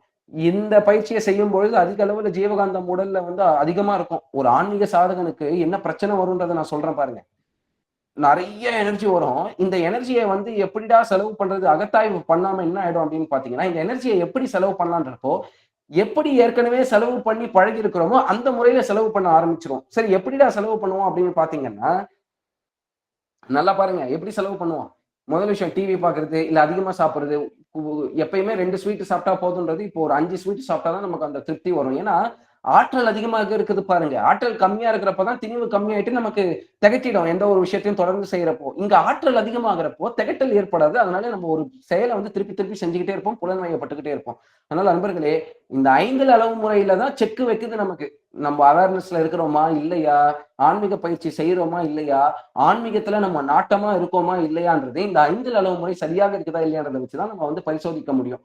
அந்த வகையில அவேர்னஸோடு முனைப்போடு இந்த செயல்களை வந்து செய்யணும் என்பதற்காகத்தான் இதை ஒரு தத்துவமாக வேதாத்ரி மகரிஷி கொண்டு வந்து தவ தத்துவ விளக்க பயிற்சின்னு தான் சொல்லுவாங்க. தவ தத்துவ விளக்கம்னா என்னதுங்க? தவத்தை மேம்படுத்துவதற்காக தத்துவமும், தத்துவத்தை புரிந்து கொள்வதற்காக தவமும். இந்த ரெண்டுமே இரு சேர ஒரே மாதிரி இருக்கிறப்ப மட்டும்தான் வந்து நம்ம 2 துறையிலுமே வெற்றி காண முடியும் என்பதற்காகத்தான் இந்த 5 அளவு முறையை சுவாமிஜி அவர்கள் கொண்டு வராரு. அப்ப அந்த வகையில உணவு என்பது மிக முக்கியம். ஏன்னா உணவு அதிகமா சாப்பிட்டுட்டோம் அப்படின்னா, உணவு கம்மியா சாப்பிட்டுட்டோம் அப்படின்னா, 2த்துலயுமே நம்மளுடைய ஜீவகாந்தம் அதிக அளவுல எக்ஸ்பெல் ஆகும். அந்த அதிக அளவுல எக்ஸ்பெல் ஆகுறது என்ன பண்ணணும்னா, உயிர் சக்தியை வந்து கம்மியாக்கிடும். உயிர் சக்தி கம்மியாயிடுச்சுன்னா ஜீவ வித்து குழம்பு நீர்த்து போயிடும். ஜீவ வித்து குழம்பு நீர்த்து போயிடுச்சுன்னா ஆட்டோமேட்டிக்கா அது உடம்புல இருக்கக்கூடிய எனர்ஜி எல்லாத்தையுமே வந்து வெளியேற்றிடும். இது வந்து இது வந்து ஒரு காம உணர்வாகவும் வந்து வெளிப்படலாம். இல்ல வேர்வை வழியாகவோ, மலம் வழியாகவோ, இல்ல யூரின் வழியாகவோ வந்து இந்த ஜீவவித்து குழம்பு நீர்த்து போய் வெளியே வந்துடும். இது வெளியே வர்றப்போ மீண்டும் உடல் வந்து கொஞ்சம் அவதிக்குள்பட்டு ரொம்ப கஷ்டப்படும். இது 40 வயசு வரைக்கும் நமக்கு பெருசா தெரியாது. உடல் எவ்வளவு கஷ்டப்படுதுன்றதெல்லாம் தெரியாது. ஏன்னா 40 வயசு வரைக்கும் ப்ரொடக்ஷன் பொற்காலம்னு சொல்றாங்க. இந்த 40 வயது வரைக்கும் ஜீவவித்து குழம்பு அதிக அளவுல உடம்புல வந்து உற்பத்தி ஆகுறதுனால இதை ஒரு பொற்காலம் என்று கூறுகிறார்கள் யோகியர்கள். இந்த 40 வயசுல எதை நம்ம சேர்த்து வைக்கிறோமோ அதுதான் 40ல இருந்து 80 வரைக்கும் வந்து வண்டியை ஓட்டும். 80க்கு அப்புறம் வண்டி நிறுத்தி வச்சிருந்தாலும் இன்ஜின் ஆன் ஆகிற அளவுக்கு எது வச்சுக்கணும். இந்த ஜீவவித்து குழம்பு இப்பவே எந்த அளவுக்கு பராமரித்து வைக்கிறோமோ அதுக்கு பொறுத்துதான். அப்ப இந்த ஜீவவித்து குழம்புடைய தரமும் அளவும் எந்த அளவுக்கு நல்லா இருக்குது என்பதை யாரு நிர்ணயிக்கிறா அப்படின்னு பாத்தீங்கன்னா, இந்த 5 செய்முறைகள் தான். இந்த 5 செயல்கள் தான் வந்து அதிக அளவுல ஒண்ணு உணவு, உழைப்பு, உறக்கம், உடல் உறவு, எண்ணம். இந்த 5மே வந்து பெரிதளவுல நிர்ணயம் பண்ணுது. அதனாலதான் இதுக்கு அவ்வளவு முக்கியத்துவம் வந்து வேதாத்ரி மகரிஷி அவர்கள் கொடுக்கிறாரு. இதை கம்மியாகவும் பண்ணிடக்கூடாது, அளவு முறை மிகுதியாகவும் அதிகமாகவும் செய்து விடக்கூடாது. அப்ப அடுத்தது உழைப்புக்கு ஏற்ற உணவு உண்ண வேண்டும். சரிங்களா? அப்ப உழைப்பு என்றால் என்ன? உழைப்புல பெரிதளவுல பாத்தீங்கன்னா கர்மேந்திரியங்களையும் ஞானேந்திரியங்களையும் செயல்படுத்தி நம்ம ஒரு உழைப்பு செய்யணும். கர்மேந்திரியங்கள் என்பது என்னென்ன அப்படின்னு பாத்தீங்கன்னா காலு, கை, வாய், அதுக்கப்புறம் வந்து பிறப்புறுப்பு, ஆசன வாய் பகுதி. இதுதான் கர்மேந்திரியங்கள் என்று சொல்வார்கள். எது ஞானேந்திரியங்கள் என்பது உங்கள் அனைவருக்குமே தெரியும். மெய், தோல், நாக்கு, மூக்கு, கண்ணு, காது, இது எல்லாம். நண்பர்களே, இதை கொண்டு நாம் செய்யக்கூடிய ஒரு வேலை செய்யறப்போ என்ன ஆகுது அப்படின்னு பாத்தீங்கன்னா, இப்போ இதுல நான் முதலே சொல்லிட்டேன், பஞ்சபூதத்துல இருக்கக்கூடிய காற்றிற்கும் அதுக்கப்புறம் டெம்பரேச்சர், அதாவது சூட்டிற்கும் வந்து சூட்டையும் வந்து ரெகுலேட் பண்றதுதான் வந்து நம்மளுடைய எல்லாமே ரெகுலேட் பண்ணுது. ஆனா மிகுந்த அளவுல வேலைகள் செய்யறதுதான் வந்து பெரிய அளவுல ரெகுலேட் பண்ணும். ஒரு சின்ன வேலையை செஞ்சீங்கன்னாவே பட்டுன்னு வேர்வை சுரத்துரும். ஏன் வேர்வை சுரக்குது? ஏன்னா உள்ளுக்குள்ள உடல் வந்து உஷ்ணமாக தொடங்கி விட்டது. ஓகேங்களா? அந்த உஷ்ணத்தை வந்து தடுக்கிறதுக்காக தான் வந்து என்ன பண்ணுதுன்னா இயல்பாகவே அந்த நீரை வந்து வெளியே சுரக்குது. இப்ப இது பேஸ்ட் ஆன் இந்த 2 பஞ்சபூதங்களை வந்து இந்த உழைப்பு பார்த்துக் கொள்றதுனால இந்த உழைப்பு என்பது ரொம்ப அளவு முறையோட இருக்கணும். அப்போ ஒரு நாளைக்கு எவ்வளவு மணி நேரம் வேலை செய்யறோம், எப்பேற்பட்ட வேலை செய்யறோம். இப்போ உட்கார்ந்துகிட்டு ஒரே இடத்துல உட்கார்ந்துட்டு வேலை செஞ்சா அது வேலை ஆகாது. இப்ப அதே சமயத்துல இப்ப வீட்டு வேலை செய்யறோம், இல்ல வந்து வாஷிங் மிஷின்ல துணி போடுறோம்னா அதையுமே வந்து நம்ம வேலைன்னு சொல்ல முடியாது. ஏன்னா அனைத்து மூட்டு பகுதிகளுக்கும் நம்ம வந்து ஊக்கம் கொடுக்குறோமா இல்ல ஒரு மூவ்மெண்ட் கொடுக்குறோமான்னு பார்த்தா இல்ல. அப்ப எதுல வந்து கொடுக்குறோம் அப்படின்னு பாத்தீங்கன்னா, ஒரு நல்ல உடற்பயிற்சி செய்துவிட்டு ஒரு நாளை தொடங்குவது தான் வந்து அளவு முறையில வந்து நம்ம இருப்பதற்கு ஒரு மிகப்பெரிய காரணமாக இருக்கும். செயலையும் வந்து திருத்தமா செய்யறதுக்கு எவ்வளவு செஞ்சா போதும்னு இருக்குது பாருங்க. அதுக்கு அந்த அளவுக்கு செயல் செஞ்சா போதும். அதுக்கு மன உழைப்பும் சரியாக இருக்க வேண்டும். மனம் வந்து கரெக்ட்டா கணிக்கணும். இந்த வேலைய இவ்வளோ செஞ்சா போதும்னு அந்த அந்த அந்த டிட்டர்மினேஷனோட ஒரு ஒரு ஒரு ஒரு ஒரு கோடு போட்டு வாழணும். அந்த கோடு போட்டு உழைக்கிறது தான் வந்து அந்த அளவு முறைன்னு சொல்லுவாங்க. நண்பர்களே, இந்த உழைப்பு வந்து சிறந்த அளவுல இருக்கணும். இப்ப நெறைய பேர் சொல்றாங்க, நான் வந்து உடம்ப குறைக்கணும். உடம்ப குறைக்கணும்னா வந்து நான் நல்லா ஓடப் போறேன். நாளைலருந்து நல்லா ஜாகிங்கு, வெயிட் லிஃப்டிங்கு, ஜிம்முக்கு இதெல்லாம் போகப் போறேன் அப்படின்னா, இப்போ ஜிம்முக்கு போறது வந்து ஒரு பெரிய கல்ச்சர் ஆயிடுச்சு. எல்லாருமே வந்து சிறு வயதிலேயே ஜிம்முக்கு போறது இதெல்லாமே வந்து ரொம்ப நண்பர்களே, இந்த ஜிம்முக்கு போறதுனால என்ன ஆகுதுன்னு பார்த்தீங்கன்னா, உள்ளுறுப்புகளுடைய அ ஆரோக்கியம் வந்து மிக மிக குன்ற ஆரம்பிச்சிரும். உள்ள போக வேண்டிய எனர்ஜி எல்லாமே கைகளுக்கும், காலுக்கும், தசை பகுதிகளுக்கும் போறப்போ, உடலுடைய ஆரோக்கியம் வந்து கொஞ்சம் குன்ற ஆரம்பிச்சிரும். இந்த குன்றுதல் வந்து ரொம்ப ரொம்ப அ உடலுக்கு வந்து ஆயுட்காலத்தை வந்து கொஞ்சம் கொஞ்சமா கம்மி செய்ய ஆரம்பிச்சிரும் என்பது வந்து சொல்றாங்க. இது ஏன் அப்படின்னு பார்த்தீங்கன்னா, உடம்புல இருக்கக்கூடிய சூட்ட வந்து அதிகப்படுத்தும். உடம்புடைய சூடு என்பது வந்து நம்ம என்ன சொல்றோம் அப்படின்னு பார்த்தீங்கன்னா, இந்த நரம்புகள் வழியாக இயங்கக்கூடிய ஜீவகாந்தத்தை தான் நம்ம வந்து டெம்பரேச்சர்ன்னு சொல்றோம். இது வந்து சுவாமிஜி அவர்கள் ரொம்ப தெளிவா சொல்றாரு. அதாவது நரம்பு போகுது இல்லைங்களா? நரம்பும் ரத்த நாளமும் வேற வேற. அ ரத்த நாளத்துல ரத்தம் போகும். நரம்புல தான் வந்து இந்த உயிர் சக்தி டிராவல் ஆகி போகும். அதுதான் எனர்ஜியா பார்க்கிறோம் நம்ம. சரிங்களா? இந்த உயிர் சக்தி போகக்கூடிய அந்த நரம்பு பகுதிய தான் வந்து நம்ம டெம்பரேச்சரா வந்து கவர்ன் பண்ண ஆரம்பிக்கிறோம். இப்போ உடம்பு குறையணுன்றதுக்காக நம்ம இவ்வளவு செயல்கள் செய்றோம் பார்த்தீங்களா? அதிக அளவுல அ வேலைகள் செய்றோம் பார்த்தீங்களா? இது எல்லாமே உடலுடைய உ உள்ளுறுப்புகளுடைய ஆரோக்கியத்தை சீர்கெடுத்து விடும். இத சுவாமிஜி வந்து எப்படி சொல்றாருன்னா, இந்த சூட்டு அதிகமாக, அதிகமாக, அதிகமாக அங்க இருக்கக்கூடிய அணு மாலிகுலர் அரேஞ்ச்மென்ட்ஸ் எல்லாமே அஃபெக்ட் ஆக ஆரம்பிச்சிருது. அதனால உள்ளுறுப்புகள் வந்து கெட ஆரம்பிச்சிருது அப்படின்றத வந்து சொல்றாரு. அப்ப உடல் குறைக்க எது ஒரு சிறந்த வழி அப்படின்னு பார்த்தீங்கன்னா, ஃபாஸ்டிங் பண்றது ஒரு சிறந்த வழி. ஓகேங்களா? ஃபாஸ்டிங் பண்ணனா சீக்கிரமா வந்து உடல் ஓரளவுக்கு வந்து பெட்டரா இருக்கும். அப்படி இல்ல, எனக்கு உடல் ஈஸியா கம்மியாகணும்னா, மூச்சு பயிற்சி செய்ய வேண்டும். ஆழ்ந்த மூச்சு காற்று இழுக்கும் பொழுது தான் வந்து உடல் வந்து கொஞ்சம் கொஞ்சமா வெயிட் கம்மியாக ஆரம்பிக்கும். நம்ம அதிக அளவுல ஓடுறப்போ நமக்கு சில பேர் சொல்லுவாங்க, "நான் நல்லா ஜாகிங்லாம் போறேன். அதனால தான் எனக்கு உடல் வந்து கம்மியாயிடுச்சு" அப்படின்னு சொல்லுவாங்க. அது இல்லை. உடல் எப்பொழுது ஒரு ஒல்லி ஆகுதுன்னு அந்த ஜாகிங் போறப்ப கூட, தண்ணி தான் அதிகமா வெளிய சுரக்கும். ஓகேங்களா? கொழுப்பு வந்து கரையாது. அங்க ஆக்சுவலா என்ன நடக்குதுன்னா, ஒவ்வொரு தடவையும் இந்த உடல் அசைவு ஏற்படுறப்போ, நம்ம எந்த அளவுக்கு ஆழமா மூச்சு எடுக்கிறோமோ, அதனால தான் உடல் குறையுதே ஒழிய, ஜாகிங் பண்றதுனால உடம்பு குறையுதான்னு கேட்டா, அது சொற்பமாக தான் குறையுமே தவிர, ரொம்ப அதிக அளவுல வந்து குறையவே குறையாது. இத ஏன் நம்ம புரிஞ்சுக்கணும் அப்படின்னு பார்த்தீங்கன்னா, நம்ம பயிற்சிகளே போதுமானது. நம்ப தனியா வந்து ஒரு அ எக்ஸசிவா ஒரு விஷயங்கள் பண்றது வந்து தேவையில்லை. ஆனா மக்களுக்கு அது தேவையா இருந்ததுன்னா, அவங்க பண்ணட்டும். அது தப்பில்ல. ஆனா ஒரு யோகியர்களா வந்து நம்ம ஜிம்முக்கு போறப்போ, இதெல்லாமே வந்து என்ன பண்ணிடும் அப்படின்னு பார்த்தீங்கன்னா, உள்ள இருக்கக்கூடிய எனர்ஜி சிஸ்டம்ஸ வந்து டைவர்ட் பண்ணி விட்டுரும். எதுக்காக இந்த பயிற்சிக்குள்ள வந்தோமோ, அதோடைய நோக்கத்த வந்து மறக்க வச்சுரும். அதனால வந்து முடிஞ்ச அளவுக்கு நம்மளுடைய பயிற்சிகளே போதும். அ உடலுக்கான உழைப்புக்காக சொல்றேன் நான். இந்த உழைப்பு மிதமிஞ்சி போகும்பொழுது, அதிக அளவுல கிளாஸ் எடுக்கிறேன், இல்ல அதிக அளவுல வந்து நான் டிராவல் பண்ண போறேன், அதிக அளவுல வீட்டு வேலையை நான் செய்து கொண்டிருக்கிறேன் என்றால், இது எல்லாமே நம்ம உடல தான் சீர்கெடுக்குமே ஒழிய, எந்த இடத்துலயுமே உடல வந்து மேன்மைப்படுத்தவே படுத்தாது. அதனால உழைப்பு என்பது உள்ளுறுப்புகளை பாதுகாக்கும் விதமாகவும் இருக்க வேண்டும். அதற்கு லேசான பக்குவத்தை ஊட்டக்கூடிய இடத்துலயும் இருக்கணுமே ஒழிய, அதிக அளவுல பண்றதோ, இல்ல உழைப்பே இல்லாமல் இருப்பதோ, நமக்கு பல்வேறு தரப்பில் இருக்கக்கூடிய வியாதிகளை வந்து உள்ள அடக்கிறதுக்கு வந்து ஒரு காரணியாக அமைந்துவிடும். அப்ப வியாதிகள் எதனால வருதுன்னு பார்க்கணுமே. வியாதிகள் என்பது ரத்த ஓட்டம், காற்றோட்டம், வெப்ப ஓட்டம் இந்த 3த்துலயுமே இருக்கக்கூடிய அந்த இம்பேலன்ஸ்டு ஸ்டேட்டால தான் வந்து வியாதிகள் வருதுன்றத சொல்றாங்க. இப்போ சுவாமிஜி அவர்கள் வந்து இன்னொரு விஷயமும் சொல்றாரு. வியாதிகள் வருவதற்கான 3 இயற்கை காரணங்கள் இருக்கு. 3 செயற்கை காரணங்கள் இருக்கு. 3 இயற்கை காரணங்கள் என்னென்ன அப்படின்றது வந்து உங்க எல்லாருக்குமே தெரியும். என்னென்னது? நம்மளுடைய ஹெரிடிட்ரி நம்மளுடைய கருவமைப்பு எப்படி இருக்குன்றத பொறுத்து நமக்கு வியாதிகள் வரும். நம்மளுடைய கோள்களுடைய சஞ்சார நிலை எப்படி இருக்குன்றத பொறுத்து வியாதிகள் வரும். இயற்கை சீற்றங்களுக்கு ஏத்த மாரி வியாதிகள் வரும். இது வந்து இயற்கை காரணங்கள். இப்ப செயற்கை காரணங்கள் என்னென்ன இருக்குது அப்படின்னு பார்த்தீங்கன்னா, எந்த அளவுக்கு வந்து நம்மளுடைய செயல்கள் எப்படி இருக்கு, நம்மளுடைய எண்ணங்கள் எப்படி இருக்கு, நம்மளுடைய உணவு எப்படி இருக்கு. இந்த 3த்த பொறுத்தவரை தான் வந்து நம்மளுடைய வியாதிகள் வருவதற்கான காரணம். ஸோ பேசிக்கா நேச்சர்ல வர்றது வந்து நமக்கு என்னென்னன்னு பார்த்தீங்கன்னா, நம்மளுடைய ஹெரிடிட்ரி, நேச்சுரல் கெலாமிட்டீஸ், அதுக்கப்புறம் வந்து ரேடியேஷன்ஸ் ஃப்ரம் காஸ்மோஸ். இந்த 3 ரொம்ப முக்கியமான விஷயமாக இருக்குது. செயற்கையாக ஆர்டிஃபிஷியலா இருக்கக்கூடிய ஆன்செட் ரீசன்ஸ் ஃபார் டிசீஸ் என்னன்னு பாத்தீங்கன்னா ஃபுட்டு, அதுக்கப்புறம் தாட்ஸ், அதுக்கப்புறம் டீட்ஸ் ஆர் ஆக்ஷன்ஸ். இந்த 3 தான் இருக்குதுன்னு சுவாமிஜி சொல்றாரு. அந்த ஆக்ஷன்ஸ்ல தான் நம்ம பார்த்துட்டு இருக்கோம் இந்த 5 அளவு முறை: உணவு, உழைப்பு, உழக்கம், உடல் உறவு, எண்ணம். நண்பர்களே, உழைப்புமே வந்து அளவு முறை மாறியும் இருக்கக்கூடாது, மீறியும் இருக்கக்கூடாது. கரெக்டா இருக்கணும். ரொம்ப அதிகமா வேலை செய்யக்கூடாது. அதுக்குன்னு வேலை செய்யாமையும் இருந்துடக்கூடாது. இப்போ கிச்சன்ல நீங்க செய்யற வேலைகள் எல்லாமே வந்து உங்களுக்கு உடல்ல வந்து கஷ்டத்தை தான் ஏற்படுத்தும். இப்ப நீங்க சூரிய நமஸ்காரே நான் பண்றேன், எனக்கு வந்து வராதா அப்படின்னு கேட்டீங்கன்னா, சூரிய நமஸ்கார்லயே நமக்கு எல்லா முட்டுகளும் நமக்கு இங்க ஆக்டிவேட் ஆகுறதே இல்லை. நல்லா பாருங்க.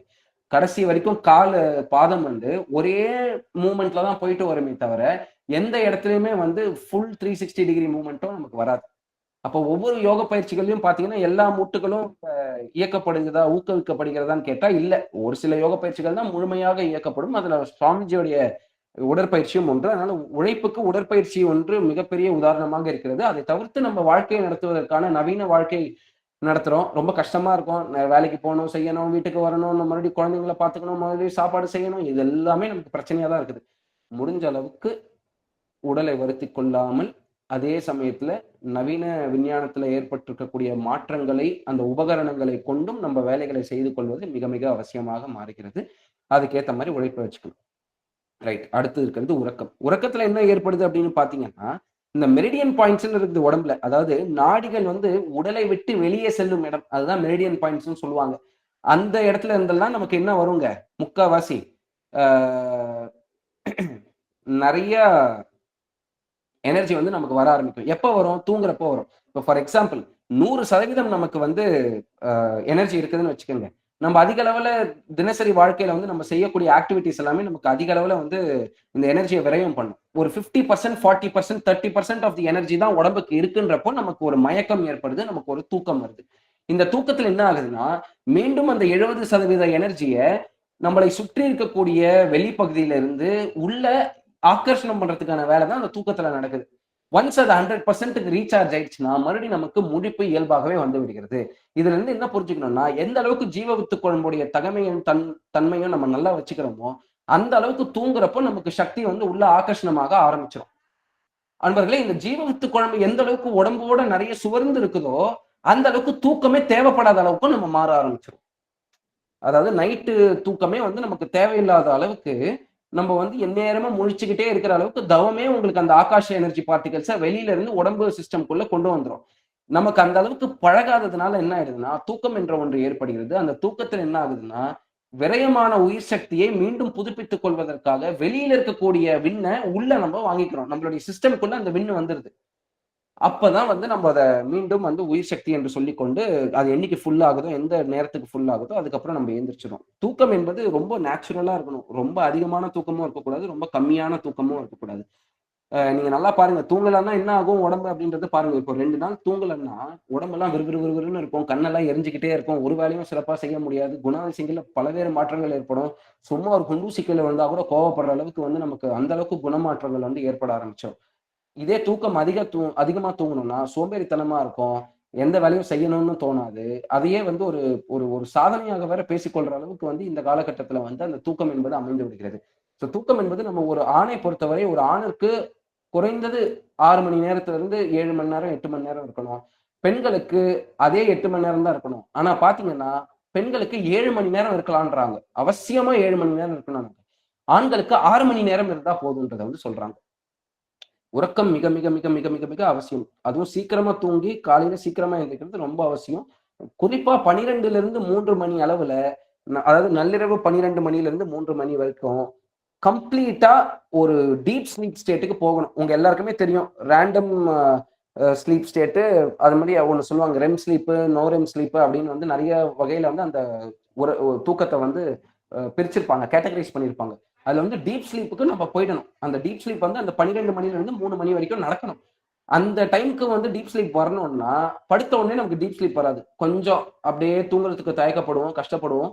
அதுக்கப்புறம் கொஞ்சம் கொஞ்சமா கனவுகள் வர ஆரம்பிக்கும். கனவுகள் அற்ற ஒரு ஸ்லீப் ஸ்டேட் இருக்கும் பாருங்க. அந்த ஸ்லீப் ஸ்டேட்டுக்கு 12ல இருந்து 3 மணி வரைக்கும் போகணும். அப்பதான் வந்து அதுதான் ஆழ்ந்த உறக்கம். அந்த உறக்கம் நமக்கு வர்றதே இல்லை. காலையில எழுந்திரிச்சா நமக்கு முக்காவாசி கண்ணு வந்து ஒரு மயக்கமா, கலக்கமா இருக்குதுன்னாவே நம்ம வந்து சரியா தூங்கலை அப்படின்றதுதான் பொருள். ஏந்திரிச்சா ஃப்ரெஷ்ஷா எழுந்திரிக்கணும். அப்படியே அதுவே எழுப்பி விடணும். அலாரம்லாம் எதுவுமே வைக்காம எழுந்திரிக்கிற அளவுக்கு எப்ப எழுந்திரிக்குதோ பாடி அப்ப ரெடி ஆயிடுச்சுன்னு அர்த்தம். அப்ப அந்த வகையில உறக்கமும் மிக மிக அவசியமாக இருக்கிறது இந்த அளவு முறையை பொறுத்த வரைக்கும். நண்பர்களே, நான் ரொம்ப கம்மியா தான் சொல்லிட்டு இருக்கிறேன். இந்த நேரம் வந்து பத்தாது. இருந்தாலும் உங்களுடைய சிந்தனையை தூண்டும் விதமாக இந்த தலைப்பு வந்து இருக்கும் என்று எண்ணுகிறேன். அடுத்தடுத்த டாபிக்கு நம்ம போவோம். அடுத்து இருக்கிறது உடல் உறவு. உடல் உறவு என்பது செக்ஷுவல் கிராட்டிபிகேஷன், சென்சுவல் கிராட்டிபிகேஷன் சொல்லுவாங்க. நண்பர்களே, எதனால நமக்கு இந்த அளவுக்கு கலாச்சாரத்துல வந்து கல்யாணம் பண்ணிக்கணும், இந்த வயசுல கல்யாணம் பண்ணிக்கணும் அப்படின்றதெல்லாம் எதுக்கு சொல்றது? சாமிஜி ரொம்ப திருத்தமா சொல்லிட்டார். பாலுணர்வும் ஆன்மீகமும் என்பது உலக பொதுமக்களுக்கு மறைக்கப்பட்டு விட்டதால் அதுதான் வந்து பல்வேறு பிரச்சனைகளுக்கு காரணங்களாக இருக்குதுன்னு சொல்றாரு. தெளிவா ஓப்பனா பேசல, இளமறைவா காய்மறைவா பேசி பேசி பேசி பேசியே இதை வந்து நம்ம உருக்குழைச்சிட்டோம். அதனால வந்து மக்களுக்கு வந்து ஒரு அவேர்னஸ் இல்லாம ரொம்ப வேஸ்ட் பண்றாங்க. பாலுணர்வு என்பது நீங்க நல்லா பாருங்க, ஜீவவித்து குழம்புடைய மதிப்பை உணராத பொழுது அதுதான் பாலுணர்வுல ஏற்படுற மிகப்பெரிய விரய செயல்களுக்கு காரணமாக ஆகிறது. அப்போ உடல் உறவு என்பது என்ன அப்படின்னு பாக்குறப்போ அதுக்கு முன்னாடி நம்ம கலாச்சாரத்தை ஒரு சைடு பார்க்கணும். எதுக்கு கல்யாணம் பண்ணி வைக்கிறாங்க? முன்ன காலத்துல ரொம்ப சின்ன வயசுல கல்யாணம் பண்ணி வச்சுட்டாங்க. எதுக்காக அப்படின்னு பாத்தீங்கன்னா, 20 வயசுல 22 வயசுல பிள்ளையை பெற்றால் அந்த பிள்ளையுடைய ஆரோக்கியம் வந்து மிக நன்றாக இருக்கும்.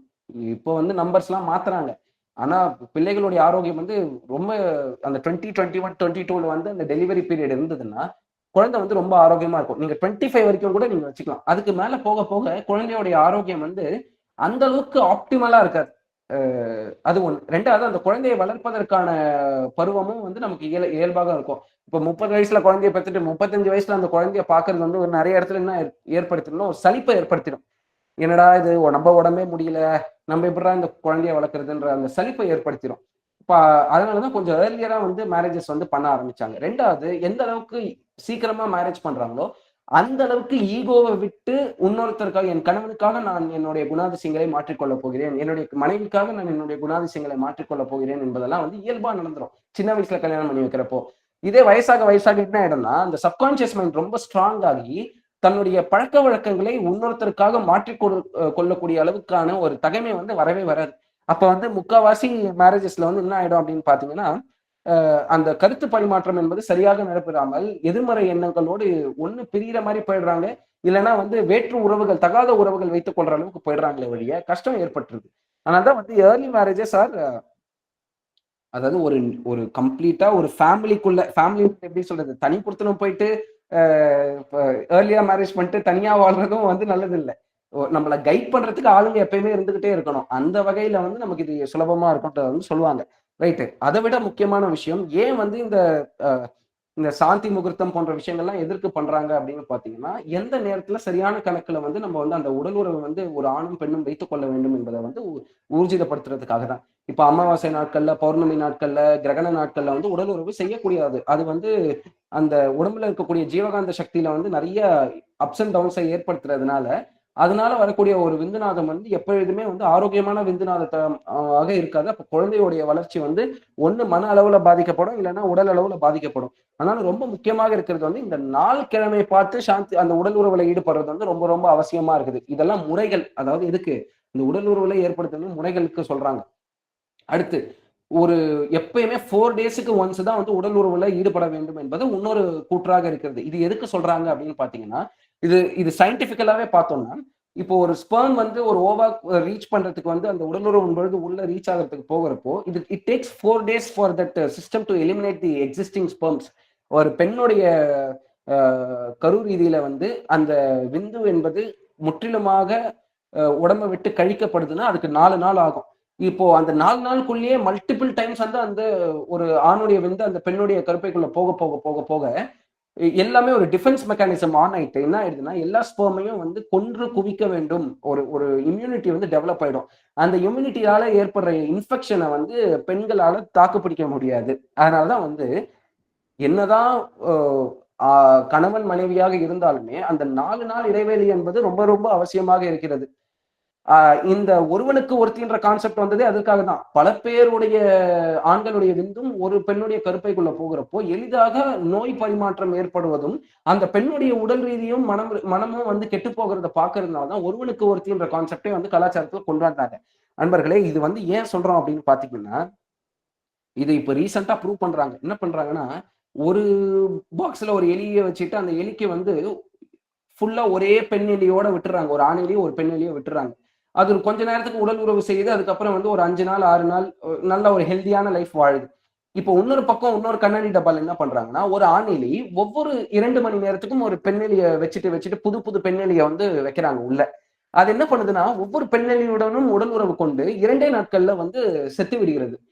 இப்போ இதுல இருந்து என்ன தெரியுதுன்னா, இந்த டோபமைன் சிஸ்டத்த ஸ்டிமுலேட் பண்ற மாரி எந்த விஷயத்தையும் பண்ணக்கூடாது. டோபமைன்னா ஒண்ணும் இல்ல. இப்ப நம்ம ஒரு Instagramமோ, YouTubeலயோ ஷார்ட்ஸோ, ரீல்ஸோ பார்க்கிறப்போ, இத வந்து மேல மேல மேல மேல தள்ளிக்கினே இருப்போம். நம்ம ஆஃப் பண்ணி வச்சுட்டு வேற வேல பார்க்கணும்னு போனா கூட நம்மளால பண்ண முடியாது.